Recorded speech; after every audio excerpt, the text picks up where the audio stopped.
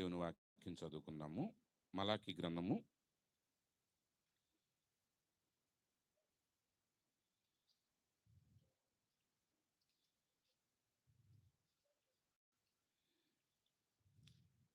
4వ అధ్యాయం 4వ వచనం నుండి 6వ వచనం వరకు. మలాకి గ్రంథం 4వ అధ్యాయం 4వ వచనం నుండి 6వ వచనం వరకు. హోరేబు కొండ మీద ఇశ్రాయేలీయులందరి కొరకై నేను నా సేవకుడైన మోషేకు ఆజ్ఞాపించిన ధర్మశాస్త్రమును దాని కట్టడలను విధులను జ్ఞాపకం చేసుకొనుడి. యెహోవా నియమించిన భయంకరమైన ఆ మహాదినము రాకమునుపు నేను ప్రవక్తయగు ఏలియాను మీ యొద్దకు పంపుదును. నేను వచ్చి దేశమును శపించకుండానట్లు అతడు తండ్రుల హృదయములు పిల్లల తట్టును, పిల్లల హృదయములను తండ్రుల తట్టును త్రిప్పును. అలాగే ప్రకటన గ్రంథం 10వ అధ్యాయం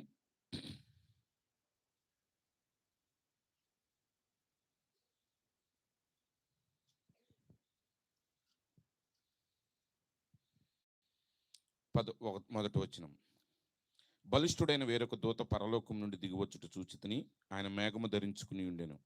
ఆయన శిరస్సు మీద మేఘధనుస్సు ఉండెను. ఆయన ముఖము సూర్యబింబము వలెను, ఆయన పాదములు అగ్నిస్తంభముల వలె ఉండెను. ఆయన చేతిలో విప్పబడి ఉన్న ఒక చిన్న పుస్తకం ఉండెను. ఆయన తన కుడిపాదము సముద్రము మీదను ఎడమ పాదము భూమి మీదను మోపెను. 7వ వచనం. 7వ దూత పలుకు దినములలో అతడు బూర ఊదబోచుండగా దేవుడు తన దాసులకు ప్రవక్తలకు తెలిపిన సువార్త ప్రకారము దేవుని మర్మము సమాప్తమగునని చెప్పాను. అంతటా పరలోకము నుండి నేను వినిన స్వరము మరలా నాతో మాట్లాడుచు, నీవు వెళ్ళి సముద్రము మీదను భూమి మీదను నిలిచి ఉన్న ఆ దూత చేతిలో విప్పబడి ఉన్న ఆ చిన్న పుస్తకము తీసుకునిమని చెప్పుట వింటిని. నేను ఆ దూత యొద్దకు వెళ్ళి ఈ చిన్న పుస్తకం నాకిమ్మని అడుగుగా ఆయన దాన్ని తీసుకుని తినివేయుము, అది నీ కడుపుకు చేదగును గాని నీ నోటికి తేనె వలె మధురముగా ఉండునని నాతో చెప్పాను. అంతటా నేను ఆ చిన్న పుస్తకమును దూత చేతిలో నుండి తీసుకుని దానిని తినివేసి తిని, అది నా నోటికి తేనె వలె మధురముగా ఉండెను గాని నేను దాన్ని తినివేసిన తరువాత నా కడుపుకు చేదాయిను. అప్పుడు వారు, నీవు ప్రజలను గూర్చియు జనములను గూర్చియు ఆయా భాషలు మాట్లాడు వారిని గూర్చియు అనేక మంది రాజులను గూర్చియు మరలా ప్రవచింపనగత్యమని నాతో చెప్పిరి. ప్రభు ఈ వాక్య భాగమును దీవించును గాక. ఆమేన్. ప్రార్థించుదాం. పరిశుద్ధుడా మహోన్నతుడా సర్వాధికారి యేసు ప్రభువా, నీ పరిశుద్ధమైన నామానికి స్తోత్రాలు నాయన. ఇలాంటి చక్కటి సమయాన్ని ప్రభువా మీరు మాకు ఇచ్చినందుకు నీకు స్తోత్రాలు. మరి ఇంతవరకు ఈ కూడికను ఆశీర్వాదకరంగా జరిగించారు నాయన. మరి ఈ సమయంలో చదవబడిన వాక్య భాగాన్ని మీరు దీవించండి, ఆశీర్వదించండి. అల్పుడైన నేను నీ ప్రజలు ఎదుట నిలబడి ఉండగా నీ ఆత్మతో నింపి నీ వధువుతో మీరు మాట్లాడండి. ఇక్కడ నుంచి పలకబడుచున్న ప్రతి మాట పునరుద్ధానపు శక్తి ద్వారా నీ బిడ్డల జీవితానికి గొప్ప ఆశీర్వాదమును కలిగినట్లుగా సహాయం చేయండి. యేసుక్రీస్తు పరిశుద్ధ నామంలో ప్రార్థిస్తున్నాం తండ్రి, ఆమేన్. కూర్చోనండి. ప్రభువైన యేసుక్రీస్తు యొక్క నామంలో కూడి ఉన్న మీ అందరికీ నా హృదయపూర్వకమైన శుభాలు తెలియపరుస్తూ ఉన్నాను. మరి మొట్టమొదటిగా ఈ కూడికని ఏర్పాటు చేసి మరి మీ మధ్యకు నన్ను ఆహ్వానించిన దైవజనులు పాస్టర్ బర్నబాస్ గారికి మరి వారి కుటుంబానికి నా యొక్క ప్రత్యేకమైన వందనాలు. మరి అదేవిధంగా ఇప్పటి వరకు అధ్యక్షత వహించి ఈ కూడికను నడిపించినటువంటి దైవజనులు మరి కిర్లంపూడిలో పరిచయం చేస్తున్న పాల్ విక్టర్ గారు పాస్టర్ గారు, వారికి కూడా నాకు ప్రత్యేకమైన వందనాలు తెలియపరుస్తున్నాను. అలాగే వేదిక మీద ఉన్న దైవజనులందరికీ పేరు పేరున నాకు ప్రత్యేకమైన వందనాలు. మరి కొందరు పేర్లు నాకు తెలుస్తూ, కొందరు పేర్లు మనుషులు తెలుసు కానీ రాంగ్గా పలకటం నాకు ఇష్టం లేదు. అందునిమిత్తమే మరి దైవజనులందరికీ పేరు పేరున నాకు ప్రత్యేకమైన వందనాలు తెలియపరుస్తూ ఉన్నాను. ఎందుకనగా దేవుని వాక్యం సెలవిస్తుంది, సువార్త ప్రకటించు వారి పాదములు సుందరమైనవని దేవుని వాక్యం సెలవిస్తూ ఉన్నది. కాబట్టి మరి ప్రతి దైవజనుడు కూడా ప్రాముఖ్యమైన వారే. మరి నిజానికి ఇక్కడున్న ఏ సేవకునికి మరి వాక్య పరిచర్యకు సమయం ఇచ్చినా మరి వారందరూ కూడా ఖచ్చితంగా చక్కగా వాక్యాన్ని బోధించగలిగిన వారే. అయినప్పటికీ నాకు ఇవ్వబడిన కొద్ది సమయాన్ని నేను మీ ఎదుట 1-2 మాటలు నేను పెట్టాలని ఆశపడుతున్నాను. నేను ఈ పూట ప్రసంగం ఏం చేయట్లేదు. జస్ట్ ఇక్కడ చాలామంది దైవ సేవకులు ఉన్నారు కాబట్టి కొన్ని ఆలోచనలు నేను మీ ఎదుట పెట్టాలని నేను ఆశపడుతూ ఉన్నాను. ఎందుకంటే సమయం అయిపోయింది. లెక్క ప్రకారం 10 గంటలకి ఈ కూటికి ముగించాలి. ఆ లెక్కన నాకున్న సమయం 15 నిమిషాలే. మరి 15 నిమిషాల్లో వర్తమానం పెద్దగా చెప్పేది ఏమీ ఉండదు. కానీ అదే సమయంలో మరి కొన్ని విషయాలు నేను చెప్తాను, జాగ్రత్తగా వినండి.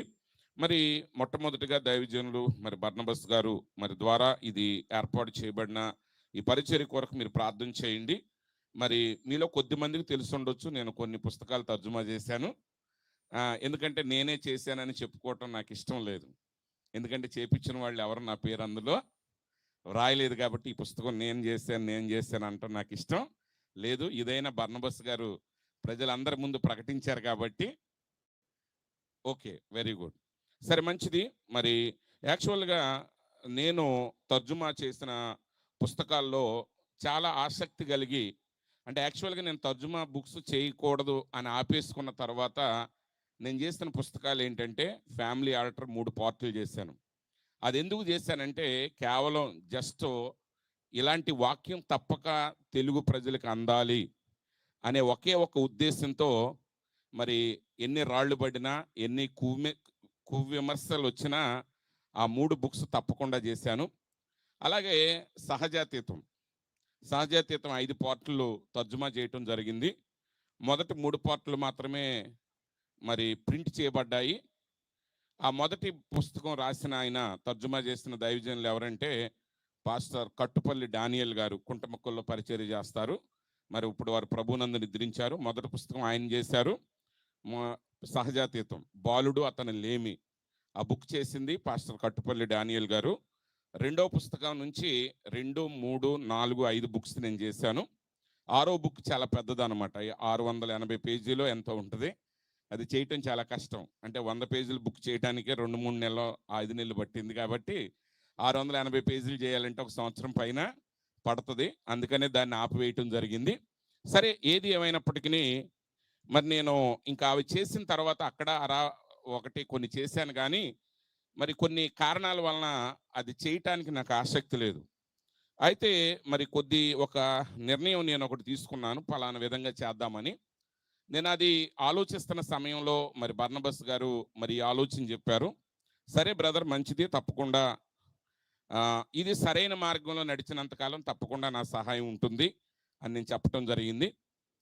మొట్టమొదటి విషయం ఏంటంటే ప్రత్యేకంగా ఒక చిన్న కథ చెప్తానండి. మన భారతదేశం యొక్క పరిస్థితి ఎలా ఉంటుందంటే,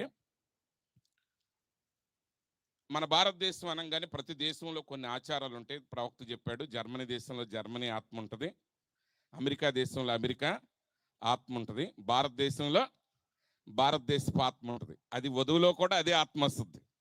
నువ్వు ఎంత కాదనుకున్నా దాన్ని బయటకు తీయటం ఎవరి వల్ల కాదు. దానికి చాలా ఎక్కువ సమయం పడుతుంది. అంటే అసాధ్యం అని కాదు, కానీ ఆ నిజంగా మండుచున్న అగ్నిలోకి వెళ్ళి ఆ దహించు అగ్నిలో నుంచి బయటకు వస్తేనే ఆ స్వభావం అనేది బయటికి పోయి నిజమైన దైవిక స్వభావం ఆ మనుషుల్లోనికి వస్తుంది. ఒక విషయం ఏంటంటే, ఒక ఊర్లో పంచాయతీ వాళ్ళు అనుకున్నారంటే ఒక ఖాళీ స్థలం ఉందంట. సరే, ఆ ఖాళీ స్థలాన్ని ఎవరు ఎట్లా పెడితే అట్లా వాడేస్తున్నారో, అది నీట్గా లేదని చెప్పి ఆ పంచాయతీ వాళ్ళు ఏం చేశారంటే, మరి ఇక్కడ ఈ స్థలాన్ని ఇట్లా ఒట్టిగా వదిలేయొద్దు, ఇక్కడ తాగుబోతులు ఎట్లా పడితే దాన్ని అట్లా వాడుతున్నారు కాబట్టి మరి చక్కగా ఇక్కడ కొన్ని మొక్కలు నాటి కొన్ని బెంచీలు పెట్టి దాన్ని నీట్గా చేసి గార్డెన్ లాగా చేస్తే ప్రజలందరూ కూడా వచ్చి దాని దగ్గర కూర్చోటానికి, సాయంత్రం పూట ఆహ్లాదంగా కూర్చోటానికి బాగుంటుంది, మరి అలాగే పిల్లలు ఆడుకోవటానికి బాగుంటుంది అనుకున్నారంట. అనుకున్న తర్వాత ఒక మనిషిని పెట్టారంట దానికి వాచ్మెన్గా, ఆ మొక్కలకి నీళ్లు పోయటానికి, వీటన్నిటికీ ఒక మనిషిని పెట్టారు. పాపం ఆయన ఆ రాళ్లతో ఉన్న స్థలం అంతటిని కూడా సరిచేసి ఒక్కడే నిదానంగా వాటన్నిటిని కొద్ది నెలల్లో దాన్ని సరిచేసిన తర్వాత ఆ పంచాయతీ వాళ్ళు అనుకున్నారంట, మరి ఆ గవర్నమెంట్ వాళ్ళు ఏమనుకున్నారంటే, మరి ఇతనికి జీతం ఇవ్వాలి కదా, మరి కష్టపడి ఇక్కడే పని చేస్తున్నాడు కాబట్టి ఈ వ్యక్తికి మనం జీతం ఇద్దాం అనుకున్నారంట. మరి జీతం ఇవ్వటం అంటే, గవర్నమెంట్ జీతం ఇవ్వటం అంటే అది మన జేబులో నుంచి డబ్బులు తీసినట్టుగా ఇవ్వటానికి కుదరదు. ఒక వ్యక్తికి వెళ్ళాలంటే దానికి చాలా ప్రోటోకాల్స్ ఉంటాయి. ఇప్పుడు ఆ వ్యక్తి అక్కడ ఆ పని చేయాలంటే ఒక డిపార్ట్మెంట్ సృష్టించబడాలి, ఆయన మీద ఒక సూపర్వైజర్ ఉండాలి. ఎందుకంటే జీతం ఇచ్చిన తర్వాత ఆ జీతం తీసుకుని రోజు పనికి రాలేదనుకోండి, మొదటి తారీఖున వచ్చి జీతం తీసుకుంటున్నాడు, రోజు పని చేయకపోతే కష్టం. అందుకోసం ఇప్పుడు ఆ వ్యక్తి మీద ఏం చేశారు, ఒక సూపర్వైజర్ని పెట్టారు.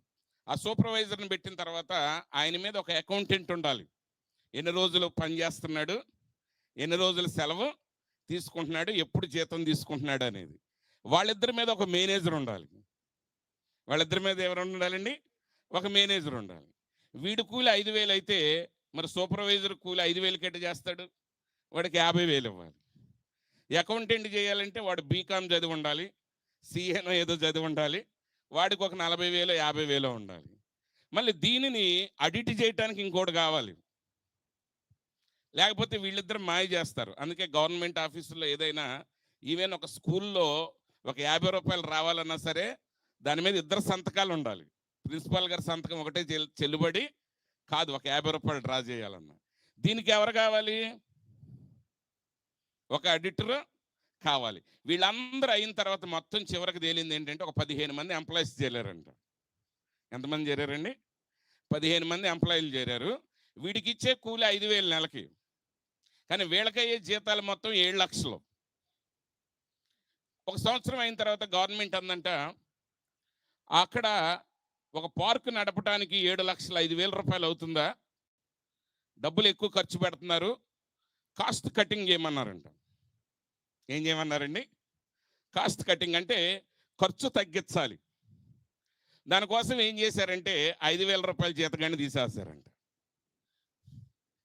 కానీ మిగిలిన తీయటం కుదరదు, ఎందుకంటే వాళ్ళు ఆల్రెడీ ఎగ్జిక్యూటివ్ ఆఫీసర్స్. అకౌంటెంట్ని తీస్తే కుదురుద్దా? కుదరదు. ఆడిటర్ని తీస్తే కుదురుద్దా? కుదరదు. చివరికి పార్క్ ఎండిపోయింది, రాళ్ళు ఉన్నాయి, కానీ నెలకి 7 లక్షలు డ్రా చేసేవాళ్ళు మాత్రం చేస్తానే ఉన్నారు. మిస్ అయినోడు ఎవడు? అది ఎందుకు చెప్తున్నానంటే ఇంత స్టోరీ, యాక్చువల్గా ఈ మెసేజ్ని తర్జుమా చేసిన వాళ్ళందరూ కూడా నాకంటే ముందు చాలా గొప్ప దైవజనులు ఉన్నారు. నేను ఒక్కడనే గొప్పని కాదు. మొట్టమొదటిగా చెప్పుకోవాల్సిన వ్యక్తి జానీ షాలేం రాజు గారు. మొదటి 2 పుస్తకాలు చేసిన ఆయన, నా అంశం తప్పు కాకపోతే దేవుని చేతిలో ఒక మనిషి అనే పుస్తకం మొదటగా వచ్చింది. చెన్నై వాళ్ళు తయారు చేసేటప్పుడు. ఇవాన్స్ గారి సంగతి నాకు తెలీదు, కానీ విలియం బ్రెనహాం గుడ్ న్యూస్ సొసైటీ ద్వారా తర్జుమా చేయబడిన పుస్తకాల్లో మొదటి పుస్తకం దేవుని చేతిలో వాడబడిన ఒక మనిషి, బ్లూ కలర్లో ఉండేది. దాని తర్వాత మహావేశ్య అనే బుక్ వచ్చింది. ఆ బుక్ పసుపు రంగులో ఉండేది. గుర్తుందా ఎంతమందికి? అప్పటి నుంచి మెసేజ్ తెలుసు నాకు, అప్పటి నుంచి చదివా నేను. ఆ 2 బుక్స్ నాకు తెలిసింది తప్పు కాకపోతే ఆ ఫస్ట్ 2 బుక్స్ జాషువా గొడ్డెట్టి గారు చేస్తారు, ముంబై. దాని తర్వాత ఎక్కువ బుక్స్ చేసిన ఆయన జానీ షాలేం రాజు గారు. జానీ షాలేం రాజు గారు తర్జుమా చేసినంత కాలం వర్తమానం తెలిసిన వాళ్ళు, తెలవని వాళ్ళు కూడా ఆ బుక్ని చాలా ఇంట్రెస్ట్గా చదివేవాళ్ళు. అయితే కొన్ని మిస్టేక్స్ ఉన్నాయి, కానీ ఆయన ఒక ఏమీ లేని స్థలంలో ఒక రోడ్డు వేసిన వ్యక్తి జానీ షాలేం రాజు గారు. అప్పుడప్పుడు అందుకే నేను కొంతమంది ట్రాన్స్లేటర్తో అంట, ఒకవేళ జానీ షాలేం రాజు గారు కాకుండా ఇప్పుడున్న ట్రాన్స్లేటర్లే మొట్టమొదటిగా ఈ బుక్ తయారు చేయాల్సి వస్తే గాడ్ హెడ్ అంటే ఖచ్చితంగా దేవుడు తలకాయని తర్జుమా చేసేవాళ్ళు అని నవ్వుకుంటాం. నేను, పాస్టర్ జాషువా ఇమ్మానియల్ గారు, ఎవరంటే నూజివేడ్ ప్రసాద్ గారు ఉన్నారు కదా, అప్పుడప్పుడు కనపడినప్పుడు అంట ఆయన కూడా అంటాడు, అన్న జానీ షాలేం రాజు గారు లేకపోతే గాడ్ హెడ్ ఎక్స్ప్లెయిన్డ్ అనే దాన్ని మన వాళ్ళు ఎలా తర్జుమా చేసేవాళ్ళు అంటే దేవుడు తలకాయ వివరించబడిందని చేసేవాళ్ళు, దైవత్వం అని చేసేవాళ్ళు కదా. ఎందుకంటే ఆయనకి ఖచ్చితంగా ఆయనకి అందరూ కూడా కృతజ్ఞులు అయి ఉండాల్సింది, ఎందుకంటే చాలా చక్కటి తర్జుమా ఇచ్చాడు. అయితే చాలా చాలా ప్రాబ్లమ్స్. ఏ ప్రాబ్లం అంటే ప్రతి ట్రాన్స్లేటర్ వదిలేసింది ఒకే ప్రాబ్లం ఏంటంటే కాస్ట్ ఎక్కువైపోయినప్పుడు 7 లక్షలు ఖర్చు పెడతానికి గవర్నమెంట్ ఇష్టపడదు, కానీ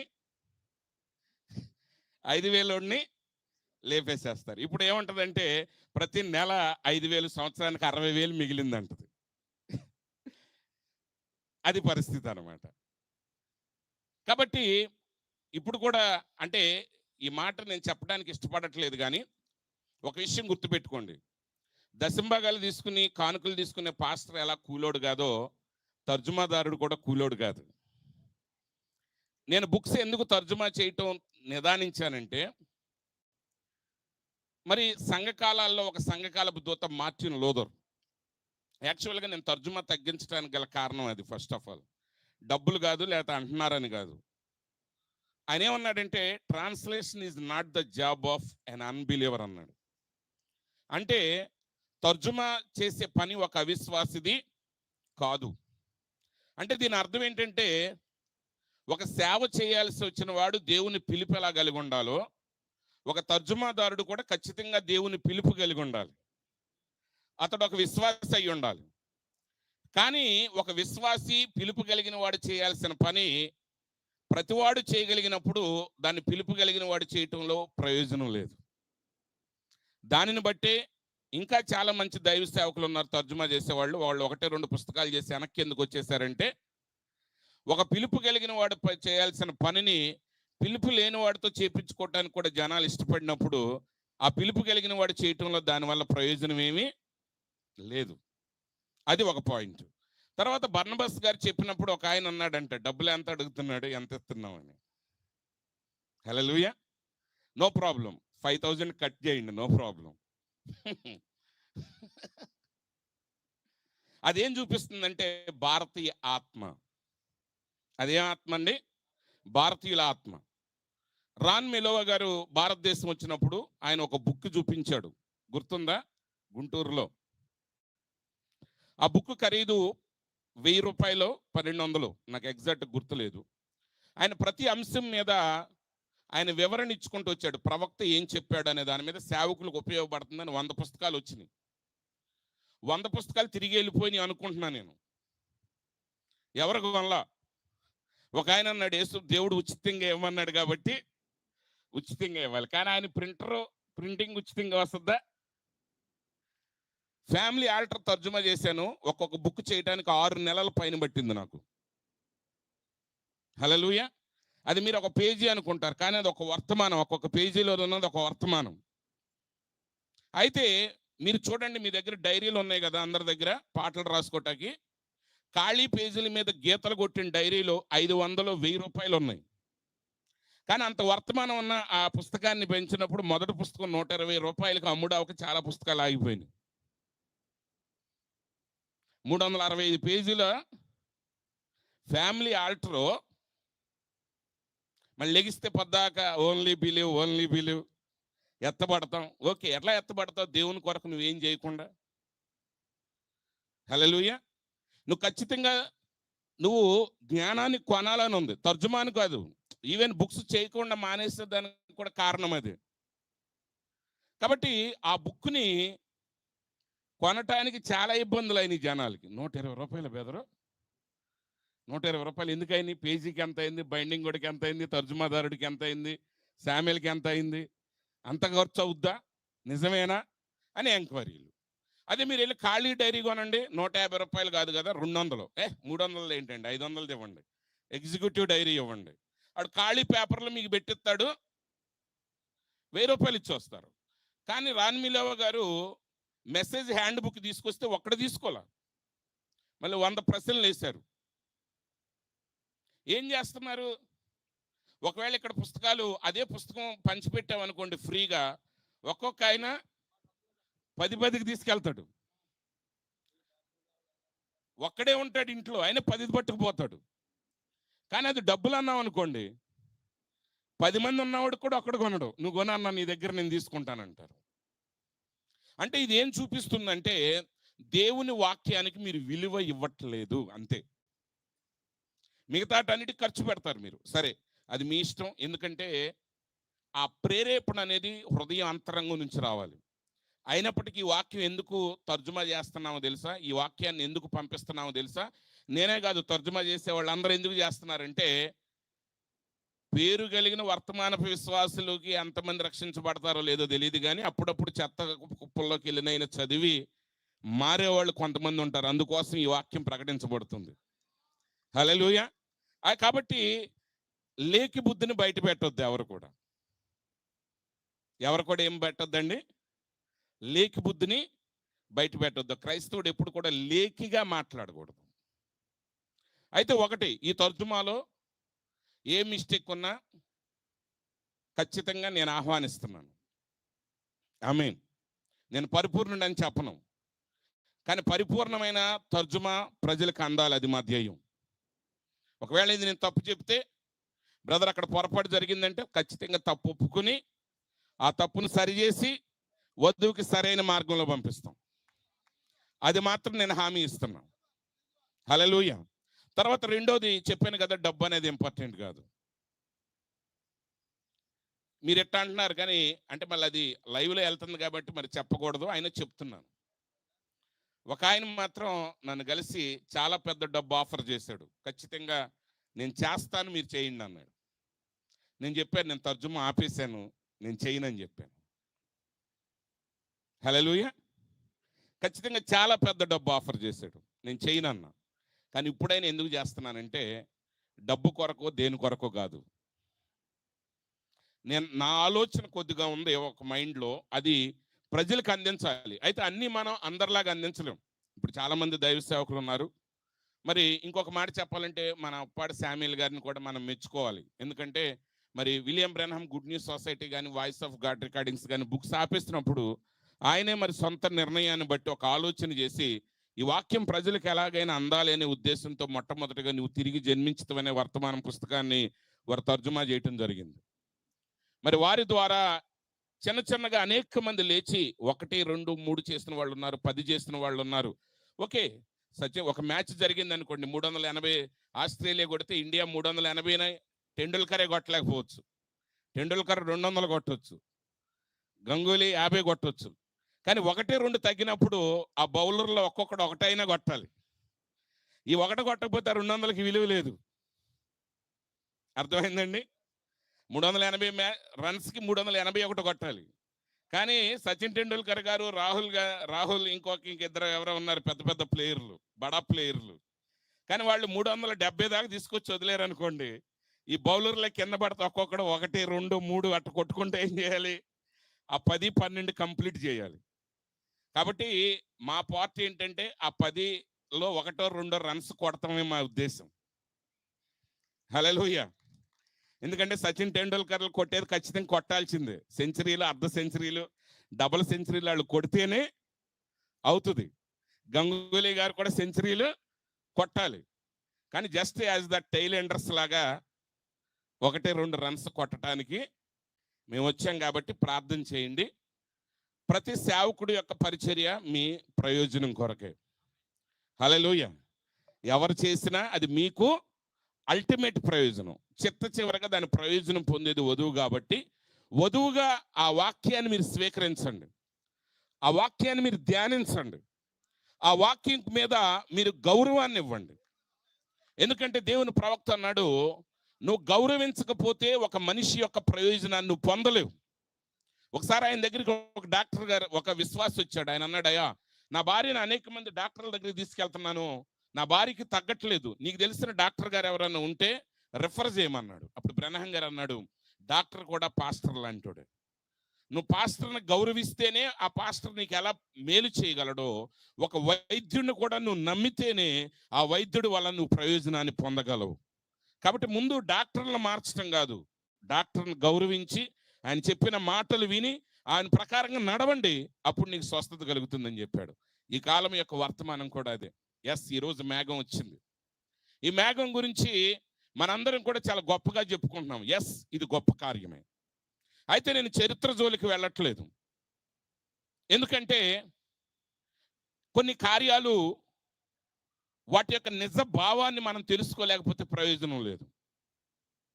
ఈరోజు క్యాథలిక్స్ ఎలా ఇంకా ఆ పశువుల తొట్టిని ఇంకా మరియమ్మని విడవలేదో, అలాగే ఈ మెసేజ్ వాళ్ళు కూడా లోక సంబంధమైన కార్యాలను విడవలేదు. నిజంగా చెప్పాలి అంటే ఈ దేవుడు ఏం చెప్పాడో దాని యొక్క భావం ఏంటో తెలియాలి. యేసు ప్రభు శిష్యుల యొక్క పాదాలు కడిగి ఆయన ఏమన్నాడంటే, బోధకుడైన నేను మీ పాదాలు కడిగాను కాబట్టి మీరును ఒకరి పాదాలు ఒకరు కడగవలసిందే. ఈ పాదాలు కడగటం యొక్క ఉద్దేశం ఏంటంటే తగ్గింపు రావటం, దీనత్వం రావటం. నువ్వు దీనత్వం రానప్పుడు నువ్వు కాళ్ళు కడగటం వల్ల ప్రయోజనం ఏంటి? ఓ పాస్టర్ గారు అంటారు, మా సంఘంలో వేడి నీళ్లు పెట్టి లక్స్ సోపుతో పాదాలు కడుగుతాం అన్నాడు. ఇంకో పాస్టర్ గారు అన్నాడు, లక్స్ సోపుతో కడగటం ఏంటండి, కెమికల్స్ ఉంటాయి అందుట్లో, నేనైతే హ్యాండ్ మేడ్ సోపుతో మా సంఘంలో పాదాలు కడుగుతాం. ఒకడు మోకాళ్ళ మీద ఉండి కడుగుతాడు, ఒకడు సాష్టాంగపడి కడుగుతాడు. ఇవన్నీ చేసేది ఎందుకంటే ఏ సంఘం గొప్పదో తెలుసుకోవడానికి. కానీ కడగమన్నది ఎందుకు? అది రానప్పుడు ఈ పనుల వల్ల ఏ ప్రయోజనం లేదు, అది వేస్ట్. కడిగినోడు ఒకటే, కడగనోడు ఒకటి, ఎందుకంటే ఆ పని ద్వారా రావాల్సిందే రాలేదు. ఒక పని దేవుడు చేపిస్తున్నాడంటే దాని వెనక ఒక ఉద్దేశం ఉంటుంది. ఆ ఉద్దేశం నెరవేరాలి. మిలిటరీలో నువ్వు తప్పు చేసిన శిక్ష వేస్తారు, తప్పు చేయకపోయినా తప్పు చేసేవని శిక్ష వేస్తారు. ఖచ్చితంగా నువ్వు సరిగానే బతుకు అయినా తప్పు పెట్టి శిక్ష వేసేస్తారు. ఎందుకు వేస్తారంటే ఆ శిక్ష వేసేది నిన్ను శిక్షించడానికి కాదు. నువ్వు తప్పు చేసినా నిన్ను శిక్షించేది నిన్ను శిక్షించడానికి కాదు. నువ్వు ఒప్పు చేసినా శిక్షించేది నిన్ను శిక్షించడానికి కాదు. దాని ఉద్దేశం ఏంటంటే యుద్ధం జరిగేటప్పుడు నువ్వు కఠినంగా నిలబడటానికి, ఎంత శోధన అయినా తట్టుకోవటానికి దాని ఉద్దేశం అది.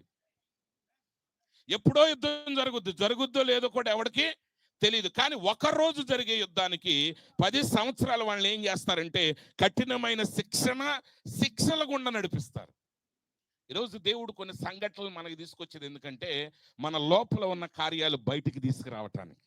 ఇప్పుడు ఈరోజు మేఘం మీద ఈరోజు చాలా కార్యాలు జరుగుతున్నాయి. ఎస్, దేవుడు దిగొచ్చాడు, కానీ ఇది రెండవ రాకడ కాదు. హల్లెలూయా. యేసు ప్రభు రెండవ రాకడ జరగలేదు. కానీ ఎలా అంటే రేపొద్దున్నే నన్ను తిట్టేవాళ్ళు, బూతులు తిట్టేవాళ్ళు ఉన్నారు. ఆమె వచ్చినా రాకపోయినా, నేను తప్పు చెప్పినా ఒప్పు చెప్పినా నీ స్పందన ఎలా ఉండాలి?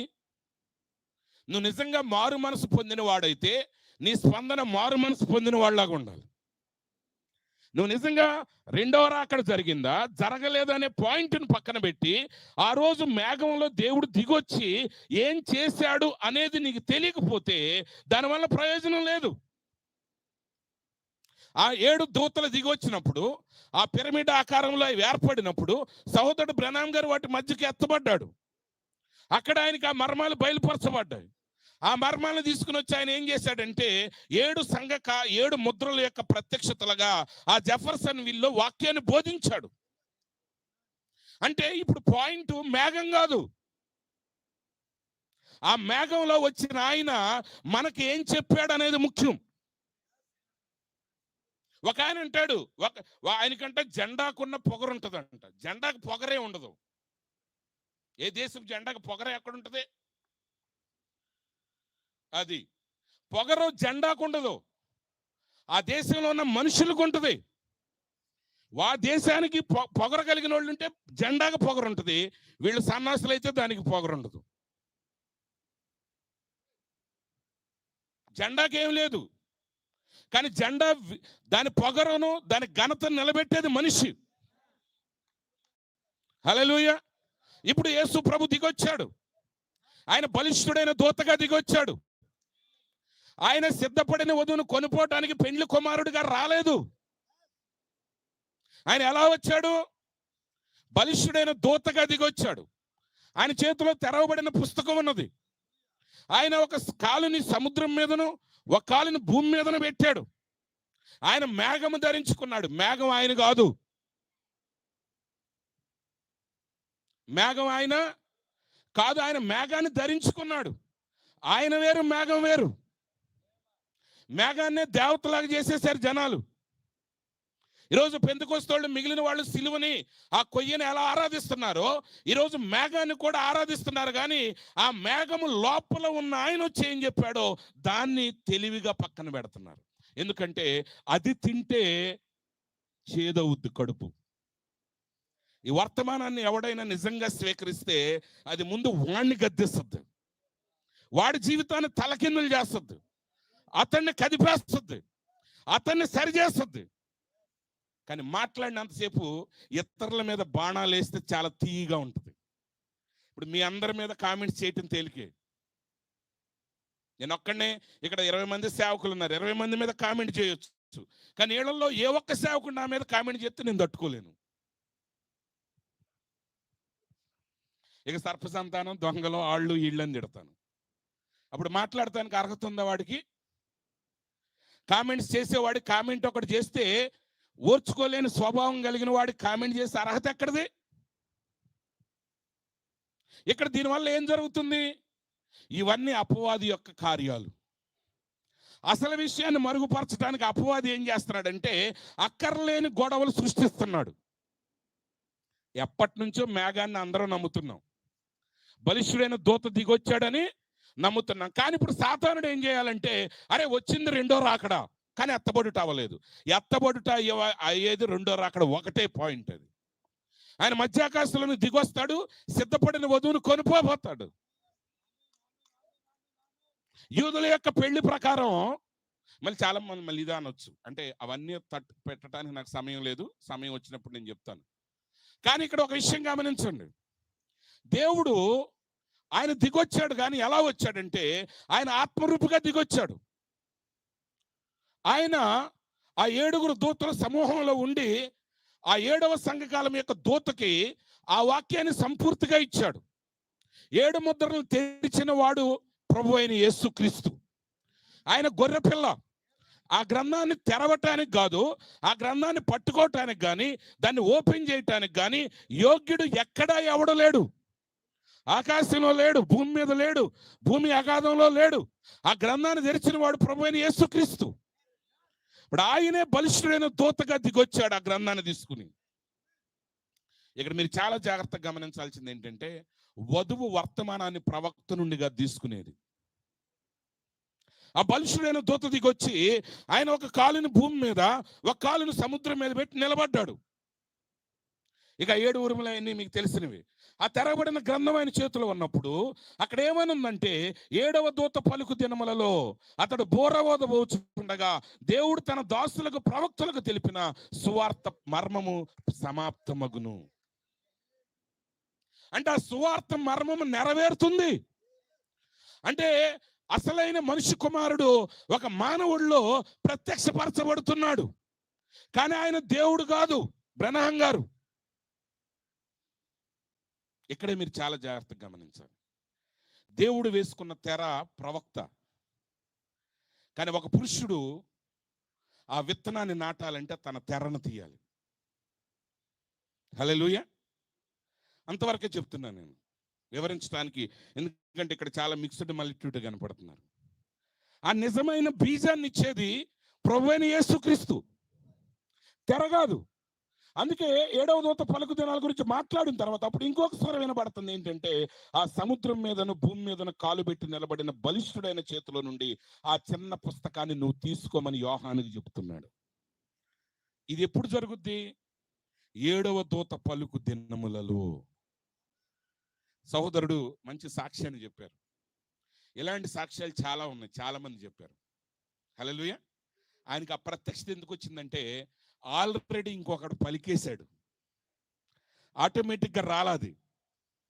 దాన్ని వివరించడానికి నాకు సమయం లేదు. కానీ అటు నిజాయితీగా ప్రార్థన చేసేటప్పుడు ఒక సామాన్యమైన వ్యక్తికి కూడా ఆ ప్రత్యక్షత ఎందుకు వస్తుందంటే, ఆల్రెడీ అక్కడ బ్రాడ్కాస్ట్ అయిపోయింది.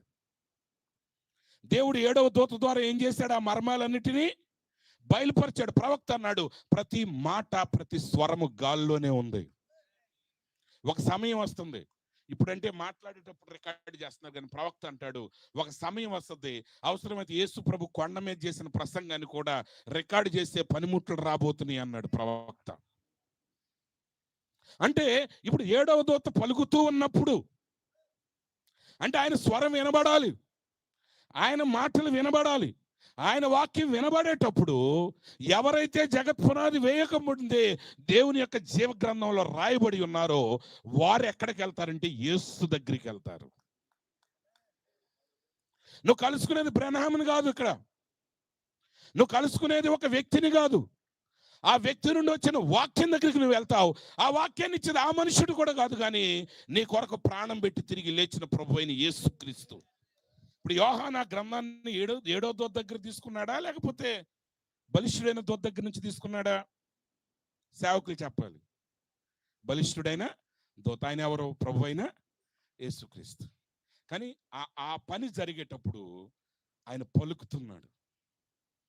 ఇందాక దైవ సేవకులు పాల్ గారు ఆయన చెప్తున్నాడు, షారోన్ రోజు వస్తుంది, పాస్టర్ శామ్యుయల్ గారు వచ్చి గిఫ్ట్ ఇస్తారు, జోసెఫ్ బ్రహ్మం గారు వస్తారు, నెహెమ్యా గారు వచ్చి గిఫ్ట్ ఇస్తారు. ఆయన పిలిచేటప్పుడు అతిథి దగ్గర నుంచి విజేత బహుమానాన్ని పొందుకుంటుంది. ఆయన పిలవకపోతే బహుమానం ఇచ్చేవాడు రాలేడు, తీసుకునేవాడు రాలేడు. ఈ వర్తమానం యొక్క ప్రాముఖ్యత ఏంటంటే, ఈ వర్తమానములో క్రీస్తు దాగి ఉన్నాడు. ఈ క్రీస్తే బయలుపరుచుకుంటాడు మనల్ని. ఇది మనిషి కాదు చేసేది. ఈ వాక్యం అనేది ఈరోజు చాలా మంది ఇంటర్నెట్ వచ్చేసిన తర్వాత, కంప్యూటర్స్ వచ్చిన తర్వాత ఎక్కడో చెప్పిన వాక్యాలన్నీ ముక్కలు తీసుకుని వచ్చి దెబ్బలాట్లు పెడుతున్నారు. దీనికి కారణం ఏంటంటే, ఒకటి గుర్తుపెట్టుకోండి. యేసుప్రభు అన్నాడు, 6 రోజులు పనిచేసి 7వ రోజును విశ్రాంతి తీసుకోవాలి. 6 రోజులు పనిచేసి 7వ రోజు ఏం తీసుకోవాలి మీరు? విశ్రాంతి. సరే, నేను ఒక చిన్న మాట అంట. ఒక్కరోజు పనిచేసి 6 రోజులు విశ్రాంతి తీసుకోవటం కుదురుద్దా? డబ్బులు ఉన్నాయనుకుందామండి, మీకు ఖర్చు పెడతానికి కావాల్సినంత డబ్బు ఉంది మీకు. ఒకే రోజు నేను పని చేస్తానండి, 6 రోజులు విశ్రాంతి తీసుకుంటాను, కుదురుద్దా? చెప్పాలి. నేను చెప్పింది క్లియర్గా అర్థమైందా లేదా? మీకు కావలసినంత డబ్బు ఉందండి, పనికి వెళ్ళాల్సిన అవసరం లేదు. మీరు పనికి వెళ్ళకపోయినా ఎంజాయ్ చేస్తారు. ఇప్పుడు నేను అట్లా, నాకు బోల్డంత డబ్బు ఉంది కాబట్టి నేను 6 రోజులు పనికి వెళ్ళనండి, ఒక్కరోజే వెళ్తాను. నేను 6 రోజులు విశ్రాంతి తీసుకుంటానంటే కుదురుద్దా? కుదరదు. ఎందుకంటే అది విశ్రాంతి కాదు, నీకు తెలవదు.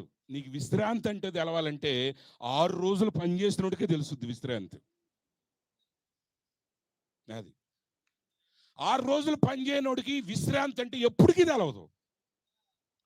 పని పాట లేకే కదా మంచం మీద ఆధార్ నుంచి ఈదరికి డొల్లేదు. ఇప్పుడు అందరు నిద్ర రావట్లేదు, పని చేయట్లేదు. నువ్వు నిజంగా పొలంలోకి వెళ్ళి పని చేస్తుంటే ఎక్కడ పడేస్తే నిద్రపోతావు. పని చేయలేనోడికి నువ్వు 8 ఇంచుల పరుపులో పెట్టినా అడిగి నిద్ర రాదు. అందుకే దేవుడు ఏమన్నాడంటే, నువ్వు ముందు 6 రోజులు పని చేయి, అప్పుడు విశ్రాంతి ఏంటో తెలుసుద్ది నీకు. ఒకరోజు పని చేసి 6 రోజులు కూర్చుంటే సోమరిపోతాను అవుద్ది. విశ్రాంతి విలువ నీకు తెలీదు. ఈరోజు విశ్వాసుల పరిస్థితి అదే. బ్రహ్నాం గారు ఒక టైంలో ఎందుకు చెప్పాడో, ఇంకోసారి ఎందుకు చెప్పాడో, దానికి ఒక వరుస ప్రోగ్రెసివ్గా చెప్పాడు. ఇప్పుడు నువ్వు ముక్కలు కలుసుకుని వచ్చేస్తే జరగాల్సిన పని జరగదు. నువ్వు 3 రోజులు పని చేసి విశ్రాంతి తీసుకుంటానంటే కుదరదు. నీకు అర్థం కాదు విశ్రాంతి. ఈరోజు చాలా మందికి పెళ్ళే అర్థం కాదు, తెలుసా? ఒకడున్నాడు, అంటే ఇప్పుడు వధువు నేర్చుకోవటం అనే వర్తమానం ద్వారా ప్రవక్త ఒక రకంగా చెప్పాడు, దాన్ని ప్రేమ వివాహాలకి అన్వయించేశారు విశ్వాసులు. ఎందుకంటే అన్ని ప్రేమ పెళ్ళిళ్ళే. కానీ ఎంచుకోవటం వేరు, ప్రేమ వేరు. ఎంచుకోవటం వేరు, ప్రేమ వేరు. ప్రధానానికి వెళ్ళినప్పుడు ఒకసారి ఒక చోటకి వెళ్తే ఆ ప్రధానం తీసుకొచ్చేవాళ్ళు ఇంకా రావట్లా, అన్న టైంకి రావట్లా. అప్పుడు పెళ్లి కూతురు తాలూకా వాడు ఒకడు పెళ్లి కూతురు దగ్గరికి వచ్చి, అమ్మా ఇంకా ప్రధానం రావట్లేదు ఏంటని అరిచాడు ఆ అమ్మాయి మీద. అమ్మాయి టకటక అడిగి ఫోన్ చేసి, ఏంటి ప్రధానం రాలేదంట, ఎక్కడ దాకా చేరు కనుక్కో అంది. అసలు ఇదేంటి? వెళ్ళి ఇప్పుడు ఈ పెద్ద ఆ పెద్దనది ఫోన్ చేసి తిట్టాలి. పెళ్లి కూతురికి చేస్తే పెళ్లి కొడుకు చేస్తే అవలా ప్రధానం. అంటే ఇప్పుడు పెళ్లి కుదిరిన కాడ నుంచి వీడియో కాల్సే కదండి. వాళ్ళ బ్రతుకులో పెళ్ళి అవుద్దు కానీ పెళ్ళంటే ఏంటో కూడా తెలవదు వాళ్ళకి. నేను ఒక డినామినేషన్ వాడి ఇంటికి వెళ్తే ఆ ఇంట్లో కొత్త అమ్మాయి, ఒక అమ్మాయి కనపడింది. అంటే కొంచెం పరిచయస్తుల కుటుంబం. నాకు కనపడితే ఒక అమ్మాయి కనపడింది. ఆమంటుంది, అయ్యా కోళ్ళయ్యా అంది. కోళ్ళ ఎప్పుడు పెళ్ళి అయింది, అసలు నన్ను పిల్లలేదంటే, అది కదయ్యా పెద్ద తమ్ముడు ప్రేమించాడు, ఈ అమ్మాయిని చేసుకుంటాడంట, వచ్చి ఇంట్లో పని చేస్తుంది. నేను ఆయన పిలిచి, అర్జెంటుగా రేపు పొద్దున్నే పెళ్లి చేసుకో, ముహూర్తాలు లేవు, బట్టలు లేవు, ఏమి అక్కర్లా. ఎందుకంటే ఆల్రెడీ ఇప్పటికే నీకు పెళ్ళి అంటే ఏంటో తెలవదు, ఫినిష్. ఆడి బ్రతుకులు పెళ్ళి అవ్వచ్చు, పిల్లలుగా అనొచ్చు, కానీ ఆడికి పెళ్ళి అంటే ఏంటో ఎప్పటికీ తెలవదు. ఈరోజు వర్తమానం కూడా అనేక మందికి దాన్ని బద్దలు కొట్టి చెప్పొచ్చు, కానీ వాళ్ళ బ్రతుకులకి ఎప్పటికి పెళ్ళంటే తెలవదు. వర్తమానం అంటే ఏంటి తెలవదు. ఇది రాసి పెట్టుకోండి. అందుకే ప్రదానం చేసే ఆచారం ఉన్న ఇజ్రాయెల్ దేశంలో కూడా పెళ్లి మొదలుపెట్టిన ముందు 7 రోజులు పెళ్లి కొడుకు పెళ్లి కూతురుతో మాట్లాడకూడదు. ఏం చేయకూడదు? పెళ్లి కూతురుతో పెళ్లి కొడుకు మాట్లాడకూడదు. అసలు పెళ్లి కూతురు పెళ్లి కొడుకుతో మాట్లాడకూడదు. ఇప్పుడు కార్యాలన్నీ వాళ్ళేగా చేసేది. డాడీ ఆయన వస్తున్నాడంట, అది రాడని చేయి, ఇటు చెప్తాడు కోళ్ళ వస్తుందంటే ఇది చేయి అని. అసలు మీకేంటికి సంబంధాలు? మీరు మెదలకుండా కూర్చోండి, చేసేవాళ్ళు పెద్దలు ఉన్నారు కదా. 7 రోజులు ఖాళీగా ఉండాలి. అందుకే యేసుప్రభు ఏం చేశాడు తెలుసా? ఆయన వెళ్ళిపోయిన తర్వాత 7 దూతలను పంపించాడు. 7 సంఘకాలాల్లో ఆయన నేరుగా మాట్లాడాల, ఆయన తన వర్తమానికుల ద్వారా మాట్లాడుతున్నాడు. కానీ మాట ఆయనది, కానీ మాట పలికేది వర్తమానికుడిది. ఇది చాలా లోతైన విషయం. సేవకులు కూడా చాలా జాగ్రత్తగా గమనించండి.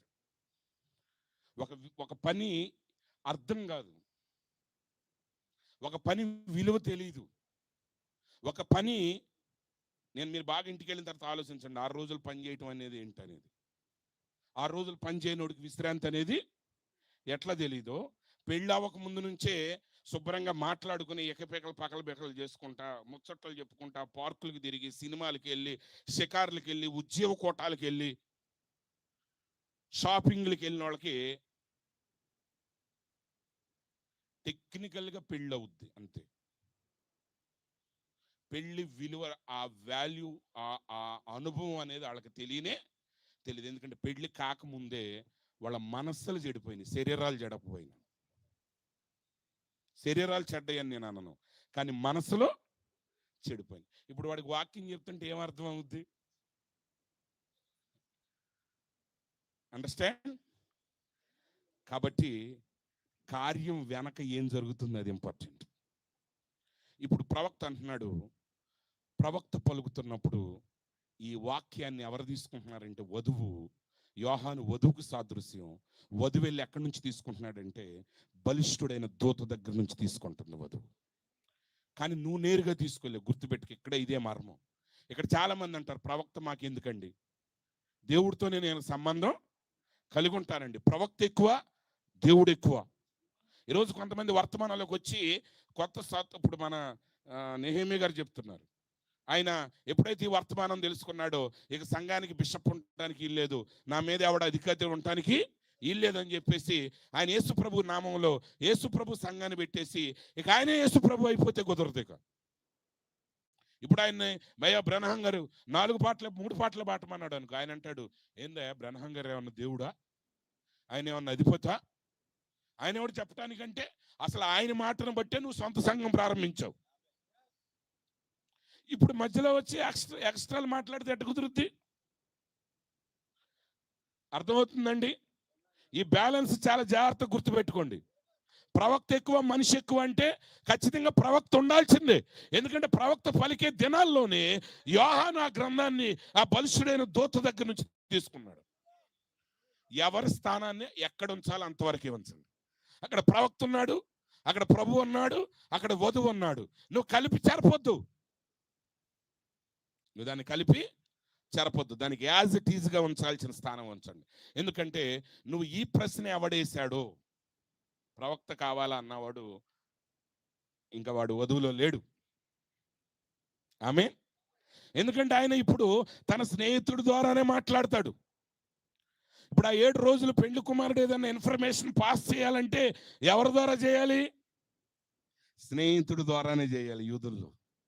అందుకే 7 రోజులు దేవుడు ఏం చేశాడంటే 7 సంఘకాలాల్లో 7 వర్తమానికులను పంపించాడు. పలికింది మనుషులే కానీ వర్తమానం వాళ్ళది కాదు, అది పెండ్లి కుమారుడు వర్తమానం. కానీ తెచ్చినోడు పెండ్లి కుమారుడు కాదు, అది బ్యాలెన్స్ గుర్తుపెట్టుకోండి. ఇప్పుడు ఏం జరిగింది? ఆ మేఘంలోనికి వెళ్లే ముందు ఆ సబీనా క్యానియన్కి వెళ్ళినప్పుడు ప్రవక్త చెయ్యెత్తినప్పుడు ఆయన చేతిలోనికి ఒక ఖడ్గం వచ్చింది కదండి. ఆ ఖడ్గం ఏంటంటే రాజు ఖడ్గం అని ఆయనకి వినపడింది. ప్రవక్త అంటాడు, నేను చాలా సంతోషించాను. ఇది ఒక రాజు ఖడ్గం కాదు, రాజు ఖడ్గం. అంటే ఒకే ఒక రాజు, ఆయనే ప్రభు అయిన యేసుక్రీస్తు. అంటే ఇప్పుడు మేఘంలోకి వెళ్ళినప్పుడు ఆయనకి ఏం దొరికింది? ఖడ్గము దొరికింది. ఆ ఖడ్గం ఏంటి? దేవుని వాక్యమే. అంటే ఇప్పుడు మేఘం నుంచి ఏం తెచ్చాడు? మేఘంలోనికి వెళ్ళి ఆయన వాక్యాన్ని తీసుకొచ్చాడు. ఇప్పుడు మనకి ఇంపార్టెంట్ ఏంటి? వాక్యం. నువ్వు ఆ వాక్యాన్ని వదిలేస్తున్నారు. ఈరోజు దేనికి విలువ ఇవ్వాలో దానికి ఇవ్వట్లేదు ప్రజలు. ఏదన్నా అన్నావు అనుకో బూతులు తిడతాం. ఇంకా అదేమంటే యేసుప్రభు సర్ప సంతానం అనలేదా? అన్నాడు. కానీ వేసిన అమ్మ అన్నాడు. ప్రతిరోజు ప్రసంగం మొదలెట్టుకుంటావరే సర్పసంతానం, ఎవరే దొంగ, ఒరే నీచుడు అనుకుంటే వెళ్ళలేదు ఆయన. వెళ్ళాడా? తిట్టాల్సి వచ్చినప్పుడు తిట్టు, కానీ తిట్టే ప్రసంగం కాకూడదు. ఆమె ప్రవక్త అంటాడు, నువ్వు నిజంగా నీ శత్రువులందరిని ప్రేమించే వరకు నీలో దైవికమైన ప్రేమ లేదు. అమేజింగ్ గ్రేస్ అనేది డివైన్ లవ్ను ఉత్పత్తి చేయాలి మీలో. మీలో దైవికమైన కృపరానంత వరకు అమేజింగ్ గ్రేస్ అనే దాన్ని మీరు ఎగతాళి చేస్తున్నారు. కాబట్టి దైవ సేవకులందరూ కూడా చాలా జాగ్రత్తగా గమనించాలి. ఎవరు ఏది చెప్తున్నారనేది ముఖ్యం కాదు, ఇవి నేను చెప్పేది కూడా ముఖ్యం కాదు, కానీ మీరు వాక్యాన్ని చదవండి. 7వ దూత స్వరం ముఖ్యం మనకి, వ్యాఖ్యానాలు కాదు. నేను ఒక రకంగా చెప్పొచ్చు, ఐజక్ గారు ఒక రకంగా చెప్పొచ్చు, జాషు ఎమ్మానుయేల్ గారు ఒక రకంగా చెప్పొచ్చు. ఇది ఇంపార్టెంట్ కాదు. నిజమైన స్వరం జనాలు వినాలి. అది అందుకే ప్రతి భాషలో వినాలి. అందుకే ఈ తర్జుమా ప్రక్రియ. సెంచరీలు కొడుతున్నారు మన వాళ్ళు, కొంతమంది డబుల్ సెంచరీలు, త్రిబుల్ సెంచరీలు కొడుతున్నారు.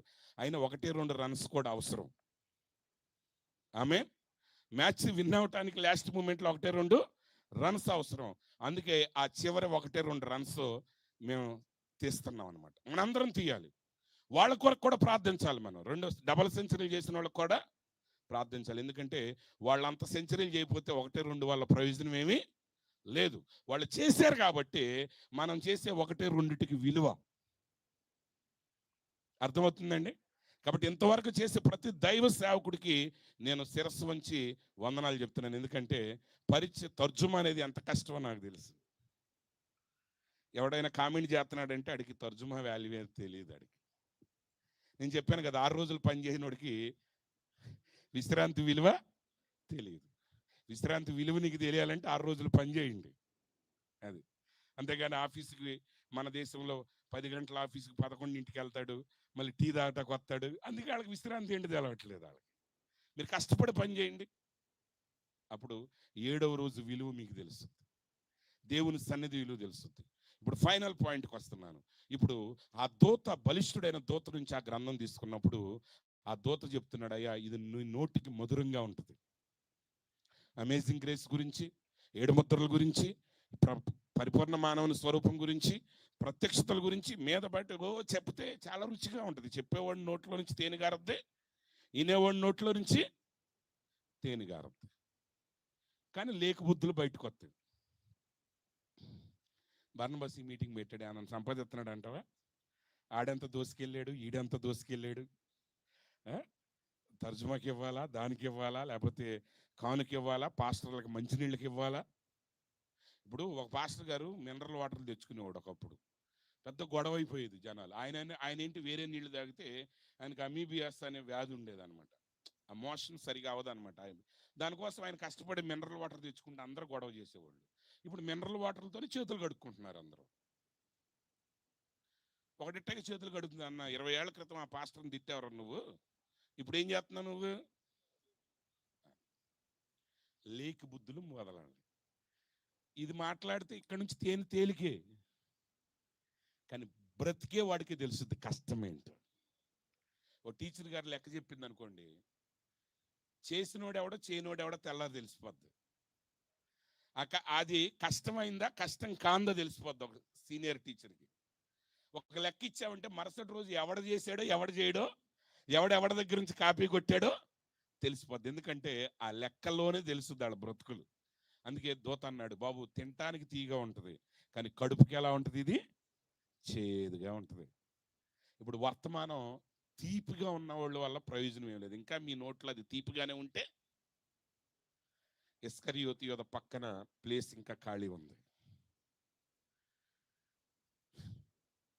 కానీ అది చేదవ్వాలి. ఎవరికైనా అనుసరించడం మొదలు పెట్టాలి, జీవించడం మొదలు పెట్టాలి. బ్రహ్నం గారు వాక్యం చెప్పడానికంటే జీవించడానికి సమయం పట్టింది. ఇంకో విషయం తెలుసా, ప్రవక్త 1200 వర్తమానాలే చెప్పాడండి. చాలా తక్కువ నెంబర్ తెలుసా మీకు అది? ఆ కాలంలో బ్రహ్నం గారు ఉన్న పేరుకి ఆయనతో పాటు చేసిన వాళ్ళు 50,000, 60,000, 70,000 చేసిన వాళ్ళు ఉన్నారు. 1200 ఎందుకు చేశాడు ఆయన? ఎక్కువ సమయాన్ని దేవునితో గడిపాడు. ప్రతి ఊరు పిలిచారని చెప్పి ప్రతి ఊరికి వెళ్ళి మీటింగ్ పెట్టలేదు, కానీ ఒక 10 మీటింగ్లు అవగానే అడవిలోకి వెళ్ళిపోయి మళ్ళీ నెలలు అక్కడ మోకరించి ప్రార్థన చేస్తూ ఆయన సమయాన్ని గడిపాడు. కాబట్టి కేవలం 1200 మెసేజ్ల ద్వారా ఈ ప్రపంచంలో ఈరోజు అనేక మందిని దేవుడు తాకగలుగుతున్నాడు. ఆయన కూడా 70,000 80,000 చేస్తుంటే అన్ని గాలికి కలిసిపోయాయి. ఈరోజు ఎంత వింటున్నావు అనేది ముఖ్యం కాదు, ఎంత బ్రతుకుతున్నావు అనేది ముఖ్యం. ఆయన చెప్పాడు, బ్రతికాడు అంతే. ఆయన బ్రతికాడు, చెప్పాడు కాబట్టి ఆ మాటల్లో జీవం ఉంది. బ్రహ్నాం గారి ప్రసంగానికి చచ్చినోళ్ళు లేశాడు. ఇప్పుడు ఈరోజు ఆ బాక్సులు బయలుదేదాకా బోధించే సేవకులు ఉన్నాం మేము. చచ్చిన బతుకున్న వాళ్ళు చేస్తున్నారు వీళ్ళ దెబ్బకి. బెదరాడు ఇస్కరియోతు బెదరు, అందుకే వెళ్ళిపోయాడు. ఆడాది బెదరు, అందుకే వెళ్ళిపోయాడు బెదరు. నేను ఉన్నది ఉన్నట్టుగా ఏంటి నువ్వు ఉన్నది ఉన్నట్టుగా చెప్పేది? ఆ పుస్తకం, ఆ ఖడ్గం దేవుని వాక్యం. ఈరోజు ఏలియా ఏం తీసుకొస్తాడంటే మోషేకి ఇవ్వబడిన వాక్యాన్ని ఏలియా తీసుకొస్తాడు. మలాకి గ్రంథం చెప్తుంది, హోరేబు కొండ మీద నేను ఇశ్రాయేలీయులకు మోషే ద్వారా ఇచ్చిన ధర్మశాస్త్రమును, కట్టడలను, ఆజ్ఞలను మీరు జ్ఞాపకం చేసుకోనండి. నేను వచ్చి దేశాన్ని శపించక ముందు. ఎందుకు దేవుడు దేశాన్ని శపిస్తున్నాడంటే మోషేకి హోరేబు కొండ మీద ఇచ్చిన ధర్మశాస్త్రాన్ని, వాక్యాన్ని ప్రజలు మర్చిపోయారు. అందుకు ఏలియా వస్తున్నాడు. ఇప్పుడు ఈ కాలం యొక్క ఏలియా కూడా వచ్చింది, వాక్యాన్ని తీసుకొచ్చాడు. ఈరోజు వర్తమానం ఏంటి? రియాలిటీ. నాకు లేట్ అయిపోతుంది, భోజనం మాని ఎవరైనా నన్ను ఏర్పాటు చేయండి, నన్ను బస్సుకు ఎక్కడానికి. వింటారా? Okay, God bless you. కాబట్టి ఏంటి ఆ రాజ ఖడ్గం? ఏంటి?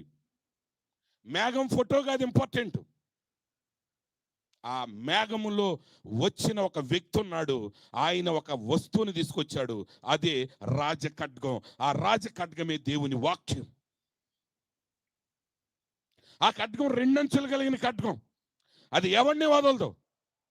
బ్రహ్నాం గారు అంత పరిచర్య చేసిన ఒకరోజు లాయర్కి అబద్ధం చెప్పినందుకు ఆ బాధపడి బయటకు వచ్చాడు. ఒక అబ్బాయి, ఒక తండ్రి ఆ బిడ్డను తీసుకుని వచ్చినప్పుడు ఆ బిడ్డ కొరకు ప్రార్థన చేస్తుంటే పరిశుద్ధాత్ముడు అడిగాడు, ఈ పాపపు చేతులతో ఆయనకి నువ్వు ప్రార్థన చేస్తావా అన్నాడు. ఎందుకన్నాడు తెలుసా బ్రహ్నాం గారిని? అంతకంటే ఘోరాలు నేరాలు చేసి పరిశుద్ధుల్లాగా బలాలు బద్దలు కొట్టేస్తున్నారు జనాలు. వీళ్ళని అనట్లా దేవుడు, ఎందుకంటే చెప్పాను కదా, 6 రోజులు పనిచేసినోడికి విశ్రాంతి ఏంటో తెలుస్తుంది. ఇప్పుడు పందిలాగా బురదలో బుర్రనోడికి ఏం చెప్తావు? ఇక్కడ బురద అయింది, అక్కడ బురద అయిందని. శుభ్రంగా ఉన్నవాడికి ఎక్కడన్నా అయితే అది కొంచెం తుడుచుకోరా అంటాం. అది పంది బుర్రలట్టు పొరుకుంటా వచ్చినోడికి ఇంకేం చెప్పేది లేదు. ఇంకాడికి ఎవడు చెప్తాడు? కచ్చిపుతో దొరత కుదురుద్దా? ఈయన శుభ్రంగా నీట్గా తయారై వచ్చాడు, ఏదన్నా పడితే అప్పుడు కొంచెం ఇట్టంటే పోద్ది. అది బ్రహ్నాం గారికి అంత శుభ్రంగా ఉన్నాడు కాబట్టి దేవుడు ఏం చేస్తాడంటే కొంచెం ఇట్ట అన్నాడు.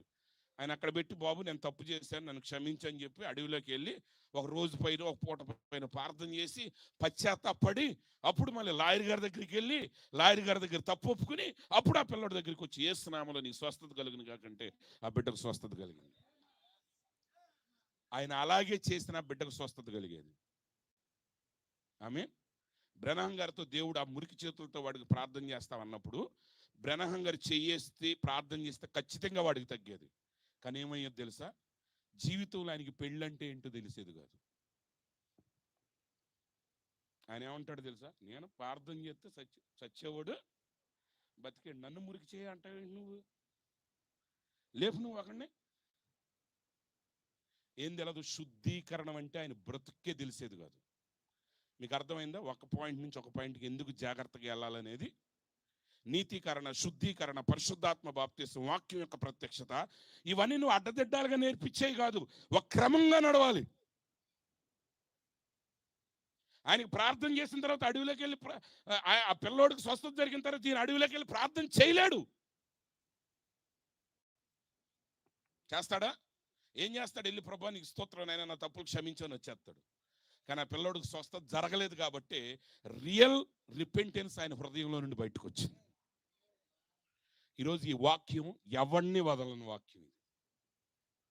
ఈ వాక్యం బ్రహ్నాం గారిని వదలలేదు.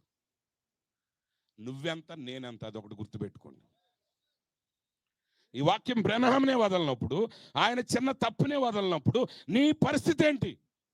నిజంగా ఆయన అంతా చూస్తుంటే మనం అసలు భూమి మీదే బతకం. బ్రహ్మం గారి యొక్క భార్య, మొదటి భార్య, కుమార్తె హాస్పిటల్లో ఉన్నప్పుడు మీకు తెలుసు, ఆ తుఫాన్ జరిగినప్పుడు ఆ పిల్లల్ని ఎక్కడో పెట్టేశారు.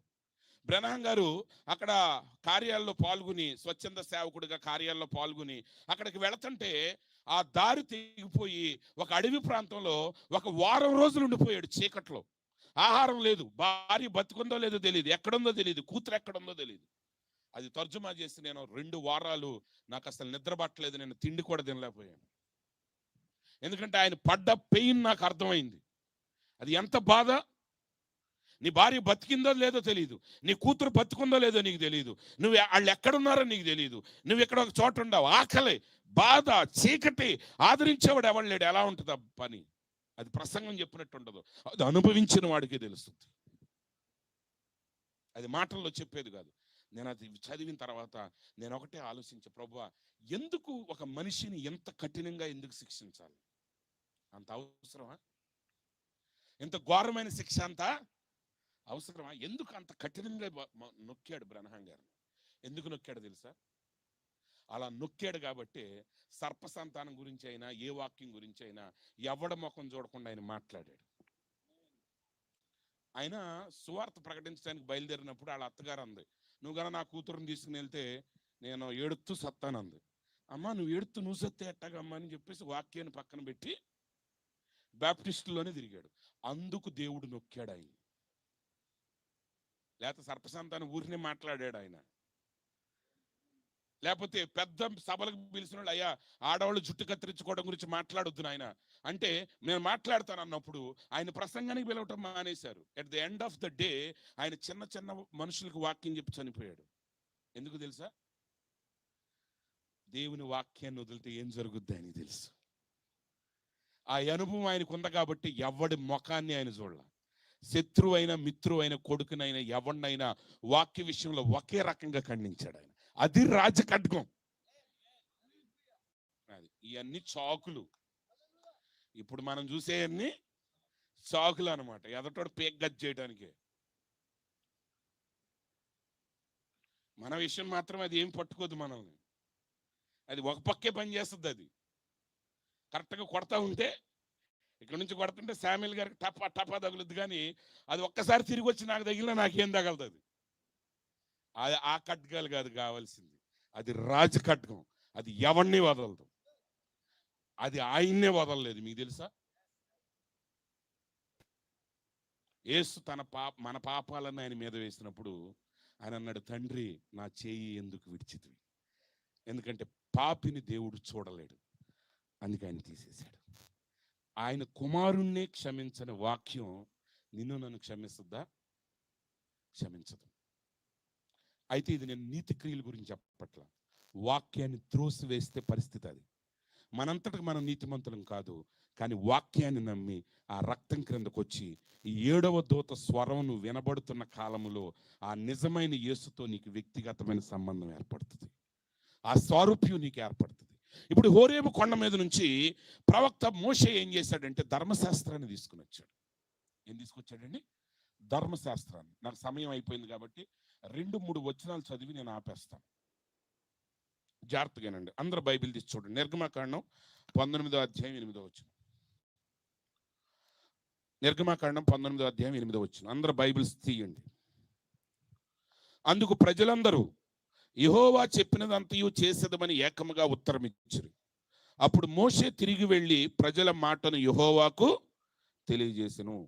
ఇక్కడ సమాజం అంతా ఏమంటుందంటే, మోషే దేవుని స్వరాన్ని విని మేము బతకలేం కాబట్టి వెళ్ళి దేవుని ఏం చెప్పాడో దానంతా మాకు ఇవ్వు, చెప్పినదంతా చేస్తాం. ఏంటంటే చెప్పినదంతా చేస్తారు. ఇక్కడ చాలా జాగ్రత్తగా గమనించండి. గోదావరి జిల్లాలు, వైజాగ్ జిల్లాలు నిజంగా దేవదూతల స్వరాలు మీవి.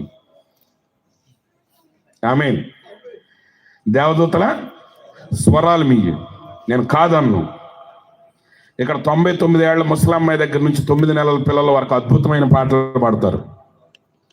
కానీ ఇక్కడే ప్రాబ్లం అవుతుంది. యేసుక్రీస్తు నామాన్ని సంఘానికి పెడతారు, మేఘం పెడతారు, 90 పాటలు పాడతారు ప్రసంగానికి ముందు. చెప్పినదంతా చేయాలి.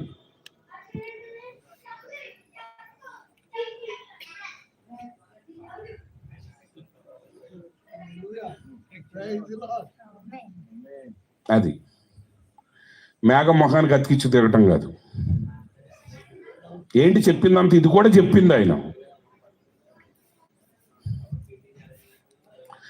పబ్లిక్ మీటింగ్ వచ్చినప్పుడు ఎలా ప్రవర్తించాలి, నీ సొంత సంఘం అన్నప్పుడు ఎలా ప్రవర్తించాలి నీకు ఖచ్చితంగా తెలిసి ఉండాలి. కానీ పాటలు ఇవ్వకపోతే దేవతలన్నీ దెయ్యాలు అయిపోతాయి. అది చెప్పాను కదా, ఈ దేవదూతలన్నీ ఏమైపోతాయి? ఎందుకంటే ఆల్రెడీ ఉన్న దెయ్యాలు కూడా అదే అక్కడి నుంచి వచ్చినాయే కదా. అది ఏ దేవదూతకు పాట దొరకపోతే అది పాస్టర్లు చివరికి ఏంటంటే ప్రసంగికున్నే మార్చిపోరా బాబు, నువ్వంటే ఒక రోజు వచ్చి పోతావు, ఈ దేవదూతలు రోజు ఉండి. అది అర్థమైందా? 7 లేచిన కాడి నుంచి అలా క్యాథలిక్ కొన్ని తిట్టడం, ఆయన తిట్టడం ఆపండి. మన పని అది కాదు. ఆ గ్రంథం మనం తినాలి. మనోళ్ళు ఏం చేస్తారంటే ఆ గ్రంథం తెచ్చి పెంతుకొస్తోడికి, బ్యాప్టిస్టోడికి, సిఎస్ఐడికి తినరా, నువ్వు తినరా అంటున్నారు. ఆడి నోటికి కూడా చేదుకుంటుంది. అది తినాల్సింది నువ్వు. యోహాను ఆయన తిన్నాడా? అందరికీ పంచిపెట్టాడా? తిని పాటించి ప్రవచించాడు. ఇప్పుడు మనం జీవించాలి. ఇప్పుడు మనం ఏ దశలో ఉన్నామంటే జీవించే దశలో ఉన్నాం. కాబట్టి ఇప్పుడు వాళ్ళు అంటున్నారు మోషేతో, నువ్వు విను, ఆయన ఏం చెప్తే అది చేస్తాం. దాన్ని తీసుకెళ్లి దేవుడితో చెప్పాడు, మోషయ్య నాళ్ళు మాట్లాడలేరంట, నువ్వేం చెప్తావో చెప్పు నాకు, అవి నేను వాళ్ళకి చెప్తాను. చాలా జాగ్రత్తగా పాటించండి. ఇప్పుడు నిర్గమాకాండం 24:3 మోషే వచ్చి యెహోవా మాటలన్నిటినీ విధులన్నిటినీ ప్రజలతో వివరించి చెప్పారు. ప్రజలందరూ యెహోవా చెప్పిన మాటలన్నిటి ప్రకారం చేసేదమని ఏక శబ్దముతో ఉత్తరం ఇచ్చిరి. ఇప్పుడు మోషే ఏం చేశాడు? వచ్చి యెహోవా మాటలను విధులను ప్రజలకి వివరించి చెప్పాడు. ప్రజలందరూ అన్నారు, యెహోవా చెప్పిన మాట చొప్పున మేము చేసేదము. ఇప్పుడు నిర్గమాకాండం 24:7 దగ్గరికి రండి. అతడు నిబంధన గ్రంథమును తీసుకుని ప్రజలకు వినిపింపగా వారు యెహోవా చెప్పినవన్నీ చేయించు విధేయులమై ఉందుమని. ఓకే, ఈ వచనాలు గుర్తుపెట్టుకున్నారా? ఇప్పుడు ద్వితీయోపదేశకాండం 5:27 దగ్గరికి రండి. ఇదే నా చివరి కొటేషన్. ద్వితీయోపదేశకాండం 5:27 తీయండి, అందరూ కూడా తీయాలి. మీరు ఇంటికి వెళ్ళిన తర్వాత 24 నుంచి 20 నుంచి చదవండి, కానీ సమయం లేదు కాబట్టి 27 చెప్తున్నాను. వాళ్ళు అంటున్నారు, నీవే సమీపించి మన దేవుడైన యెహోవా చెప్పున్నది యావత్తు వినుము. మోషేతో అంటున్నారు సమాజం అంతా, నువ్వు హోరేబు కొండ మీదకి వెళ్ళి దేవుడు చెప్పేదంతా నువ్వు విను. ఏం చెప్తున్నారు? మనం ప్రవక్తను అలా పంపిలా, కానీ ప్రవక్త పరిచర్య మోషే పరిచర్య ఒకటే. ఏలియా వాక్యాన్ని తీసుకురాడు, వాక్యాన్ని తీసుకొచ్చేది మోషే. మోషే వాక్యాన్ని పాటించకపోతే ఏలియా వచ్చి బోధతాడు. అందుకే యేసుప్రభు అన్నాడు ఏలియా గురించి మాట్లాడేటప్పుడు మోషే గురించి మాట్లాడాడు మలాకీ గ్రంథం. ఎందుకంటే ఏలియా వచ్చి చెప్పేది హోరేబు కొండ మీద నుంచి వచ్చిన ధర్మశాస్త్రాన్ని. ఇప్పుడు అంటున్నాడు ఆయన, నీవే సమీపించి మన దేవుడైన యెహోవా చెప్పున్నది యావత్తు వినుము. అప్పుడు మన దేవుడైన యెహోవా నీతో చెప్పినది యావత్తు నీవే మాతో చెప్పిన ఎడలా. ఇప్పుడు దేవుడు మోషేకి చెప్తున్నాడు యావత్తు, కంప్లీట్ వాక్యాన్ని మోషేకి చెప్తున్నాడు. ఇప్పుడు వీళ్ళు ఏమంటున్నారు? దేవుడు చెప్పినదంతా వచ్చి నీవు మాకు చెప్పు. ఓకే, మాతో చెప్పిన ఎడల మేము విని దానిని గైకొందుమనిది. మేము విని గైకొంటాం. మేము విని కేకలేస్తామల్లా, విని గైకొంటామల్ల. కానీ ఈ వచనమే తప్పు తర్జుమా పడింది. నేను చాలా ఇంగ్లీష్ భాషలో చూశాను, కానీ సరైన తర్జుమా రాలా. ఆయన కేజేవి ప్రామాణికం కాబట్టి కేజేవీలో ఏం చెప్పాడు చూస్తాను. తెలుగులో ఏం చెప్పారు అదే చెప్పారు. గో దో నియర్, ఆయనకి దగ్గరగా ఇల్లు. దేవునికి దగ్గరగా వెళ్ళు, సమీపంగా వెళ్ళు, నీవే సమీపించి. బాగానే ఉంది. And hear all that the lord our god shall say, మన దేవుడైన ప్రభువు చెప్పిన ప్రతి మాట విను. And speak thou unto us all that the lord our, దేవుడైన యెహోవా నీతో చెప్పినవన్నీ వచ్చి మాతో చెప్పుము. And we will hear it and do it, మేము వాటిని వింటాము, వాటిని మేము చేస్తాం. కానీ హెబ్రీ భాషలో ఏముందంటే వాటిని మేము చేస్తాము, వాటిని మేము వింటాము. టీచర్ గారు చెప్పండి, తప్పు ఉందా కరెక్ట్ ఉందా? పదం వల్ల సరైన పదమేనా అది? దేవుడు నీకు చెప్పినవన్నీ నువ్వు విను, నువ్వు విన్నవన్నీ మాకు చెప్పు, మేము చేస్తాము వింటామన్నారు. వాక్య వ్యాకరణ ప్రకారం కరెక్టేనా నేను చెప్పిన పదం? ఇప్పుడు కాదు. ఎందుకంటే ఒకటి చెయ్యాలంటే ముందు వినాలి, చేయాలంటే వినాలి. ఈ మొక్క తర్జుమా చేసేవాడికి వచ్చి దీన్ని తిరగేసేసాడు. అది తర్జుమా అంటే అది నీకు అర్థమైన భాష. కానీ అక్కడ ఏం చెప్పాడు నీకు అర్థం కాకపోతే నువ్వు దాన్ని తిరగేస్తావు. అంతే కదా, చెప్పకుండా ఎటు చేస్తారు? ఇప్పుడు పేరవారం జాషువా గారి దగ్గర ఏమండి ఆ పుస్తకం నాకు ఇవ్వండి అంటే కానీ అప్పుడు ఆయన తీసుకొచ్చిస్తాడు. కానీ ఆయన పుస్తకం తీసుకొచ్చిన తర్వాత నేను అడుగుతాను ఆయన్ని? అడగను కదా. కానీ ఇశ్రాయేల్ చెప్పింది అది, మేము చేస్తాం, చెప్పు నువ్వు వచ్చి. ఇది గ్రామర్కి అందదు. యేసు ప్రభుని వెంబడించేటప్పుడు అక్కడ ఒక ముక్క కోటు, ఇక్కడ ఒక ముక్క కోటు తీసుకొచ్చి దెబ్బలాడేవాడికి వాక్యం అర్థం కాదు. ఎందుకంటే యేసుని వెంబడించటం అనేది యేసు అనే వ్యక్తితో వ్యక్తిగతంగా నడవటం. అట్లా కాకుండా ఇక్కడి నుంచి ఒక రాయి బీకి, ఇక్కడి నుంచి ఒక రాయి బీకి, వీణ్ణి కొట్టేది కాదు. పాయింట్ మీకు అర్థమైంది ఇప్పుడు నేను చెప్పేది? ఇశ్రాయేల్ అంటున్నారు మేము చేస్తాం, చెప్పు. ఏంటి దాని మీనింగ్ అంటే యేసుప్రభు అన్నాడు, నా శరీరం తిని నా రక్తం త్రాగిన వాడే నిత్య జీవం కలిగిన వాడు. యేసుప్రభు అది చెప్పిన ప్రసంగం. వెంటనే అందరూ అన్నారు ఇది బహు కఠినం, ఇది అసాధ్యమని అందరూ ఆయన్ని విడిచి వెళ్ళిపోయారంట. అప్పుడు యేసుప్రభు ఉన్న వాళ్ళని అడిగాడు, మీరు కూడా వెళ్ళిపోవాలనుకుంటున్నారా? వెళ్ళిపోండి. అప్పుడు పేతురు అన్నాడు, ప్రభువా నిత్య జీవపు మాటలు నీ యొద్దనుండగా మేము ఎక్కడికి వెళ్తాం? 3 పాటలు ఎందుకు పాడాలో మీకు వివరించాలా? ఒక్కొక్కడికి ఏదైనా వాక్యం చెప్తే 100 కొటేషన్స్ చెప్పాలి. అరే కూర్చోరా, సరిగ్గా అక్కడ కూర్చోరా, మాట్లాడొద్దురంటే చాలదా ఆ మాట? యేసు ప్రభు చెప్పిన మాట చాలా భయంకరమైన మాట. ఇశ్రాయేలీలు రక్తం తాగకూడదు, జంతు రక్తాన్ని కూడా వాళ్ళు తాగకూడదు. మరి ప్రభు అంటున్నాడు ఆయన రక్తం తాగమంటున్నారు, ఆయన శరీరం తాగమంటున్నాడు. అది ఎలా సాధ్యం? కంప్లీట్ ధర్మశాస్త్రానికి వ్యతిరేకం అది.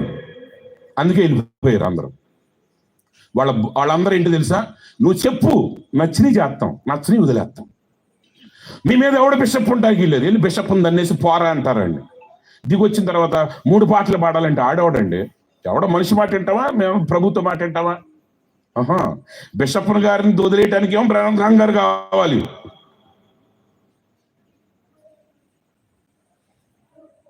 అర్థమవుతుందా? ఇప్పుడు చాలా కాలం తర్వాత పేతురు తిరుగుతున్నాడు. ఎవరన్నా వెళ్ళిపోయినాడు అన్న చేరా పేతురు, ఏంటి మనిషి రక్తం తాగుతావా నువ్వు? ఏం తెలియదు పేతురుకి. వెళ్తా ఉన్నారు. ఒకరోజు యేసు ప్రభు పస్కాన్ని వధించిన రోజు, లాస్ట్ పస్కా పాటించే రోజున, చివరి రోజున అన్నాడు, రొట్టె విరిచి ఇది నా శరీరం అన్నాడు. ద్రాక్ష రసం తీసుకుని గిన్నెని ఎత్తి ఆశీర్వదించి ఇది అనేకుల కొరకు చిందించబడుచున్న నా నిబంధన రక్తం అన్నాడు. ఇదే మాట ఆ రోజే చెప్పి రొట్టి ద్రాక్ష రసం ఇస్తే ఇంకా 50,000 మంది వచ్చి పడేవాళ్ళు ఆ రోజు వాక్యం వినటానికి. ఎందుకంటే రొట్టి తినటానికి బాధ ఏంటండి? ప్రాబ్లం అది. యేసు ప్రభు ఆయన శరీరం తినమన్నాడు, ఆయన రక్తం తాగమన్నాడు. ఆయన శరీరం ఏంటి? రొట్టె. ఆయన శరీరం ఏంటి? ద్రాక్ష రసం. అసలే తిండిపోతులు. అంతకు ముందు ఉంటుంది, వచ్చిన వాళ్ళు అందరూ రొట్టెల కోసం చేపల కోసం వచ్చారని యేసు ప్రభుకు తెలుసు. అంటే ఇప్పుడు యేసు ప్రభు వాళ్ళతో చేపించాడు, నా శరీరం తినమన్నాడు. పేతురు తినటానికి సిద్ధమైన తర్వాత బహుశా పేతురు అనుకోవచ్చు, తొడ తింటే బాగుంటుందా, చేయి తింటే బాగుంటుందా, లెగ్ తింటే బాగుంటుందా, సరే తిందాం ఏదో ఒకటి అనుకుని ఉండొచ్చు. కానీ తినటానికి సిద్ధపడిన తర్వాత పేతురు యేసుప్రభు అన్నాడు, ఒరే తింటాం అంటే నన్ను బిక్కు తింటాం కాదు, ఈ రొట్టె నా శరీరం. ఆమె ఇదే మాట తిరగేసి యేసుప్రభు నార్మల్గా చెప్తే ఒక్కడైనా ఆయన వదిలేవాడా చెప్పండి ఎలీషా గారు? అది ఈ వాక్యం మర్మం. అది భాష చదివినోడు దాన్ని తిరగేసి కొట్టేశాడు, అది వెళ్ళిపోయింది దాని మీనింగ్. ఇప్పుడు దేవుడు ఏం చేస్తాడంటే, ఇశ్రాయేలీయులు అన్నారు ఏం చెయ్యాలో చేపిచ్చేసే మాతో, ఎందుకు చేస్తున్నాం తర్వాత చెప్పాలనుకుంటే చెప్పు, లేకపోతే ఎట్టకు చేయటం మొదలెడుతున్నాం, ఎందుకు చేస్తున్నాం అన్నది చేసేవాడికి తెలవాలి. సబ్జెక్ట్ తెలిసినోడు చేయడు, చేసేవాడికి సబ్జెక్ట్ కావాలి. అదే ఈ వర్తమానం. మోషే దగ్గర నుంచి జరిగేది అది. యేసుప్రభు అది ముందు చేయమన్నాడు, చేపించిన తర్వాత దాని అర్థం చెప్తున్నాడు. ఇప్పుడు ఒక ఉదాహరణ చెప్తానండి. ఎస్పెషల్లీ ఈరోజు ఎండ్ టైమ్ సంఘాల్లో 90% పాస్టర్ గారులు పాస్టర్మలు కూడా వేసేస్తున్నారు మేకప్లు. ఈ ఎంట్రుకలు సరి చేసుకోవటం, ఇవన్నీ కట్ చేసేయటం, దాన్ని ఏమంటారు, విశ్వాసులు కూడా దాన్ని ఏమంటారు, ఫేస్ ప్యాక్ వేయటం చేస్తున్నారు. స్టార్టింగ్లోనే అందరూ చెప్పేవాళ్ళు ఇదిగో ఏమి చెప్పారు మొహానికి రంగులు పూసిందని. ఇప్పుడు ఎత్తడానికి పాస్టర్ గారికి చెయ్యాలి లేకట్లా, ఎందుకంటే ఎదురుగా ఆయన ఎజిపోయలే ఉంది మొత్తం పూసుకుని. ఇప్పుడు ఏం చేయాలి? ప్రవక్త వద్దన్నాడు మేకప్. ఎందుకు వద్దన్నాడు చెప్పలేదు. చెప్పాల్సిన అవసరం ఏంటి? చెయ్యవా నువ్వు చెప్తే? కానీ రీజన్స్ ఉన్నాయి ఎందుకు చేయకూడదు. నువ్వు కనుబొమ్మలు ఎందుకు సెట్ చేయకూడదంటే, మీకు తెలుసు చూపులు కలిసిన శుభయాలు అంటారు. తెలుగులో ఒక సినిమా కూడా ఉంది అపాదం. అంటే ఎప్పుడైతే ఒక అమ్మాయి అబ్బాయి చూపు ఒకరి మీద ఒకరు పడిందో, ఈ కన్ను అగాధం లోపల, ఈ కన్ను ఏంటండి బ్లాక్ హోల్ ఫోటో, ఈ కంటి నల్ల పాప ఫోటో ఒకే రకంగా ఉంటుంది. అంటే కంటికి ఇది కట్ చేసి ఈ కంటికి నువ్వు ఈ కాటుకు పెట్టి దీన్ని అలంకరణ చేస్తే చూపు నేరుగా వెళ్ళి ఎక్కడ పడుతుంది? కంటి మీద పడుతుంది. ఒక్కసారి 2 కళ్ళు కలిసినాయి అనుకోండి, 2 అగాధాలు కలిసిపోతే ఇద్దరు అగాధంలో పడి చస్తారు. అందుకు కంటి దేవులకి వెళ్ళకూడదు. ఆమె మరి బొగ్గలకి ఎరుపు ఎందుకు రాయకూడదు? ఆడపిల్లలు జుట్టు ఎందుకు కత్తిరించుకోకూడదు? పుట్టెంటికలు కూడా తీయమాకండి. ఆడపిల్ల జుట్టు కత్తిరి పడిందా మొగిరిది అయిపోద్ది. ఇప్పుడు అందుకే అనేక మంది ఆడవాళ్ళు చెప్పిన మాట వినేవాళ్ళు కాదు ఎవరు. ఇప్పుడు మొగుడికి లోబడేవాళ్ళు లేరు, ఎవరికి లోబడేవాళ్ళు లేరు. ఎందుకంటే పుట్టగా కత్తిరేసేస్తున్నారు, వాళ్ళకి ముగ్గురుతనం వస్తుంది. బుగ్గలకి ఎందుకు రాయకూడదు రంగు? ఉంది, కానీ నేను చెప్పను. ఎందుకంటే నిజంగా వధువు అసలు బ్రహ్మ గారు వద్దన్నప్పుడు ఆగేస్తుంది. దానికి కథలు అక్కర్లా. నేను ఎన్ని చెప్పుకుంటూ వచ్చినా నువ్వు పాటించవు. We will do and we will here.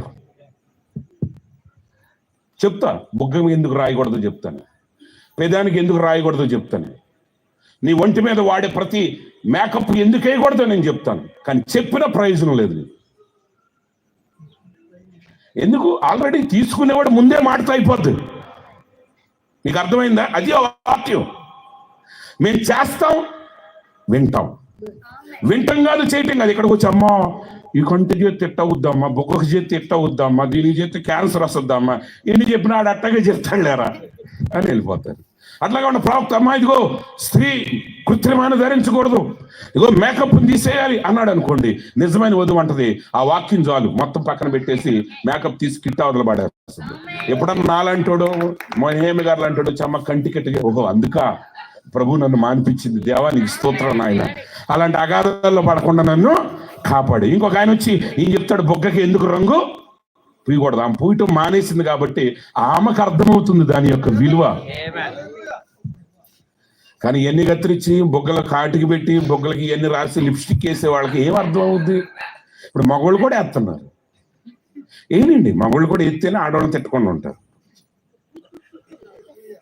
అది వాక్యం. ఆ వాక్యం యొక్క మర్మం అది. We will hear, we will do and we will hear. మేము చేస్తాం, వింటాం. మేకప్ వద్దు, అయిపోయింది, మేకప్ అయిపోయామండి, నేను ప్రాబ్లం లేదు. నువ్వు చెప్పాలనుకుంటే చెప్పు, వద్దనుకుంటే వద్దు. ఈ మధ్య ఎవరో ఒక పెద్ద సంఘంలో ఒక పాస్టర్ గారు అడుగుతున్నాడు, ఆడ సంఘంలో పెద్ద విశ్వాసం వచ్చి దశంభాగ్యం ఏమైనా ఎక్కడ ఉందండి అన్నాడు. అంటే ఎట్లా అడిగారండి జాషువా గారు మా సంఘంలో? నేను ఆయనతో ఒకటే చెప్పాను, అసలు దశంభాగ్యం ఏమైనా లేదని పోమనరా అండి అన్నాను. అది కళ్ళు కనపడతలేదా? అది కాడ నుంచి ఇంతమంది ఇచ్చుకుంటూ వస్తే మళ్ళీ ఎక్కడుందో ఇవ్వాలంటాడు. లేదు, తీసాను బారయ్య, ఇవ్వాలనుకుంటే ఇవ్వు, లేకపోతే మానేసే, అంతే. ఏలియా వర్తమానం ఎవరి కోసం అంటే విని చేసే వాళ్ళ కోసం కాదు, చేసి వినేవాళ్ళ కోసం. పేతురు చేసేసాడు, ప్రభువా నీ శరీరం తింటా, నీ రక్తం నేను తాగుతా. ఎడదంటారా మనిషి శరీరం అని వెళ్ళిపోయాడు అప్పుడు, మొత్తం పోయారు. కానీ పేతురు రెడీ, ఎప్పుడు తినకుంటావు చెప్పు, తింటాం, తాగుతాం. ఎందుకంటే నిత్య జీవ మాటలు నీ దగ్గర ఉన్నాయి. మేము తినాలంటే తింటాం, రక్తం తాగాలంటే తాగుతాం. అప్పుడు ప్రభు అన్నాడు, మీరు నిజంగా తింటారా నా శరీరాన్ని? తింటాం ప్రభు. నా రక్తాన్ని త్రాగుతారా? తాగుతాం ప్రభు. అయితే ఇదిగో నా శరీరం అని రొట్టె విరిచి, ఇదే నా శరీరం, తినండి అన్నాడు. ఆ మర్మం ఎప్పటికీ మిగతా వాడికి అర్థం కాల. వాళ్ళకి అర్థమై ఉంటే తలుపులు బద్దలు కొట్టుకుని లోపలికి వచ్చేవాళ్ళు, మాకు రొట్టె ఇవ్వమని. అదే ఈ వాక్యం. ఈ మెసేజ్ చూస్తానికి కఠినంగా కనపడుతుంది, కానీ లోబడే వధువుకి ఎవరైతే ప్రవక్తలు చెప్తా ఉన్నప్పుడు వీణ అంతే. సహోదరిని జుట్టు కత్తిరించొద్దు అన్నాడని ఆపేయ్, ఫినిష్. ఇంకా అంతకు ముందేం చెప్పాడు, దాని తర్వాత ఏం చెప్పాడు అనేది నీకు అనవసరం. అది వధువు పార్టీ కాదు, విని చేసేవాళ్ళ పార్టీ వేరు. వాళ్ళకి 100 మంది సేవకులు చెప్పినా మళ్ళీ పూసేస్తారు, లైట్గా పోతారు, పూయటమో ఆపడం, ఫినిష్. ఈరోజు రాజు కట్టడం ఈ వాక్యం మేఘము ధరించుకొచ్చింది యేసుక్రీస్తే. అయితే ఆయన కార్పొరల్ బాడీతో రాలేదు, అది రెండవ రాకడా కాదు, కానీ సంపూర్ణ ప్రత్యక్షతను 7వ దూత పలుకు దినాల్లో ఆ వధువుకి ఇవ్వటానికి ఆయన దిగి వచ్చాడు. ఆ వధువుకి ఇచ్చినప్పుడు అది రెండవ రాకడ అవ్వదు, దాని గొడవలు సృష్టించమాకండి. యేసుప్రభు అంతకంటే ముందే వచ్చాడు. మెల్కిసెదెకు అబ్రహామును కలుసుకున్నాడు, శారా దగ్గరికి వచ్చాడు, గుడారం దగ్గర అబ్రహాం దగ్గరికి వచ్చి భోజనం చేశాడు. అది 1-2 లెక్కేసి మరి యెహోషువ దగ్గర ఆయన మరి ఒక దూసిన కట్టం కలిగిన దూతలాగా కనపడ్డాడు. వీళ్ళందరూ లెక్కేసుకుంటే వెళితే యేసుప్రభు రాకడ మొదట రాకడ ఎట్ట అవుద్ది అప్పుడు? అవన్నీ వేరు. మొదట రాకడంటే రక్షించడానికి వచ్చింది, రెండవ రాకడంటే వధువును కొనుపోటానికి వెళ్ళేది. ఈ మధ్యలో ఎన్ని రకరకాల ప్రత్యక్షతలు, వీటిని కంపు చేయమాకండి దయచేసి. విశ్వాసం వేరు, నిరీక్షణ వేరు, వాటన్నిటికీ అర్థాలు ఉన్నాయి. అన్నీ కలిపి ఏకం చేయమాకండి. వధువుని కలవర పరచమాకండి. ఎవడా నాన్న వచ్చి పెళ్లి కొడుకు లేకుండా పెళ్లి ఎట జరుగుద్ది నేను చెప్తా, ఆ దెయ్యం ఎక్కడదు. దానికోసం పెద్దగా ఆలోచించక్కర్లా. ద సేమ్ ఓల్డ్ డెవిల్ యేసు ప్రభు ఉన్నప్పుడు కూడా అదే జరిగింది, అదే దెయ్యం ఇప్పుడు కూడా ఉంటుంది. వాటితో సంబంధం లేదు. వధువు ఏం చేయాలంటే 7వ దూత పలుకుతూ ఉంటాడు. ఆయన పలుకుతూ ఉన్న సమయంలోనే వధువు వరుడితో ఐక్యమవుతుంది, అంటే వాక్యంతో ఐక్యమవుతుంది. వాక్యాన్ని చేస్తుంది, చేసిన తర్వాత ఎందుకు చేస్తున్నామో వింటుంది. అబ్రహాంకి ఎవడు చెప్పాడు దశంభాగం గురించి? ఇచ్చేశాడు. తర్వాత వాక్యాలు వచ్చినాయి. మలాకీ గ్రంథం ఉందా అబ్రహాం గారి చదివే టయానికి? లేదు. కానీ మలాకీ గ్రంథంలో రాశారు. ఏమని రాశారు? నువ్వు దశంభాగం ఇచ్చినప్పుడు నీ పంట తినివేసే పురుగులు నేను గద్దిస్తాను, ఆకాశ వాక్యం నిలిపి పట్టజాలని ఈవులు నేను కుమ్మరిస్తాను అన్నాడు. కానీ అబ్రహాంకి తెలియదు అది. కానీ దశంభాగం ఇచ్చేశాడు. దేవుడు ఆయన అత్యధికంగా ఆశీర్వదించాడు, ఆకాశ వాక్యం పట్టజాలని ఈవులు కుమ్మరించాడు. ఈరోజు నువ్వు నిజంగా వర్తమానపు విశ్వాసం అంటే దైవ సేవకులతో సహా గుర్తుపెట్టుకోండి, ఆయన చెప్పిన ప్రతి పని మీరు చేయాలి. మధ్యలో సొంతగా మీరు ఆలోచించొద్దు. ఆయన సంఘంలో మాట్లాడొద్దు అన్నాడంటే మాట్లాడొద్దు. No discussions here. నువ్వు ఎవడైనా డిస్కషన్ పెట్టాడంటే ఒకటే గుర్తు, వాడు మంచి చెడ్డలు తెలివినిచ్చే వృక్ష ఫలాన్ని తింటున్నాడు. ప్రవక్త మాట సగం వింటాడు, సగం దోసేస్తాడు. నో, ఈరోజు ఇంపార్టెంట్ కాదు, ఈరోజు తెచ్చిన వాక్యం ఇంపార్టెంట్. ఆ వాక్యంలో ప్రతి మాట మీరు వినాలి. ప్రతి వర్తమానాన్ని ఎందుకు తర్జుమా చేస్తున్నామంటే మేమే కదా మా ముందు అనేక మంది, ప్రతి మాటను వింటున్నప్పుడే ఆయనతో నీకు సంబంధం ఏర్పడుతుంది, ఆయనతో నీకు ఐక్యత ఏర్పడుతుంది, ఆయన నీలోనికి వస్తాడు, ఆయన వలె నువ్వు మారతావు. అప్పుడు ఆయన వలె ఈ లోకంలో జీవిస్తావు, నీ వెలుగు లోకంలో ప్రకాశిస్తుంది. కాబట్టి ప్రియమైన సహోదరి సహోదరులారా, ఈ వర్తమానం ద్వారా నిజమైన ప్రత్యక్షతను గుర్తెరిగి నిజంగా ఈ ప్రవక్త వర్తమానం ద్వారా యేసుతో ఐక్యంగా అండి ఆయన యొక్క వధువుగా, ఆయన భార్యగా మీరు కలిసిపోండి. ఎందుకంటే పెండ్లి కుమార్తెకు ఆ గొర్రెపిల్ల భార్యకు తెల్లని వస్త్రాలు ఇవ్వబడ్డాయి. ఆ తెల్లని వస్త్రాలు పరిశుద్ధుల నీతి క్రియలు, పరిశుద్ధుల బోధలు కాదు, పరిశుద్ధుల కోట్స్ కాదు. ఆమెకున్న వస్త్రాలు ఏంటండి? క్రియలు. ముందు క్రియలు, తర్వాత బోధలు. బోధ తర్వాత క్రియ కాదు. బతులు నాడమ్మో చేతి బాగుంటుంది, చేతి బాగుంటుంది, చేయి ఇది అంతే, నా శరీరం తిను. పేతురు శరీరం అంటే ఏమో కదా, రొట్టె అయ్యా, రొట్టె తినలేమో బిడ్డ, నన్ను వదిలేసి వెళ్ళిపోతారా మీరు అనలా. నా శరీరం తిన్నావుడే నాకు యోగ్యుడు, నా రక్తం తాగినోడే నాకు యోగ్యుడు, వాడే పరలోకానికి వెళ్తాడంటే ఏంట్రా మళ్ళీ చెప్తున్నాడు. మొన్న ఏదో ప్రసంగంలో మామూలుగా చెప్పాడు అనుకున్నాం, మళ్ళీ గట్టిగా చెప్తున్నాడు, అని వెళ్ళిపోయారు మొత్తం. ఇంకా 12 మంది పండురా మీరు కూడా అన్నాడు. పేతురు అన్నాడు, పేతురుకు తెలుసు, వెయిట్ ప్రభా మేము తింటాం, ఇవ్వు. దాని సమయం వచ్చినప్పుడు పేతురుకి రొట్టిచ్చాడు. అదేనండి 7వ ముద్రలో ఉన్న అసలైన ప్రత్యక్షత. ఆ ప్రత్యక్షత పేతురుకి ఇవ్వబడింది కాబట్టి ఆ నిజమైన ఆ జీవాహారాన్ని తిన్నాడు. ఈరోజు మనం కూడా ఆ జీవాహారంతో ఐక్యం అవుదాం, ఆయన వధువుగా సిద్ధపడదాం, ఆ పెండ్లి వస్త్రాలు ధరించి ఆయన వచ్చినప్పుడు మధ్యాకాశాలు ఆయన కలుసుకుందాం. అట్టి కృప ప్రభు మీ అందరికి అనుగ్రహించును గాక. ఆమేన్. God bless you. ఈ సమయం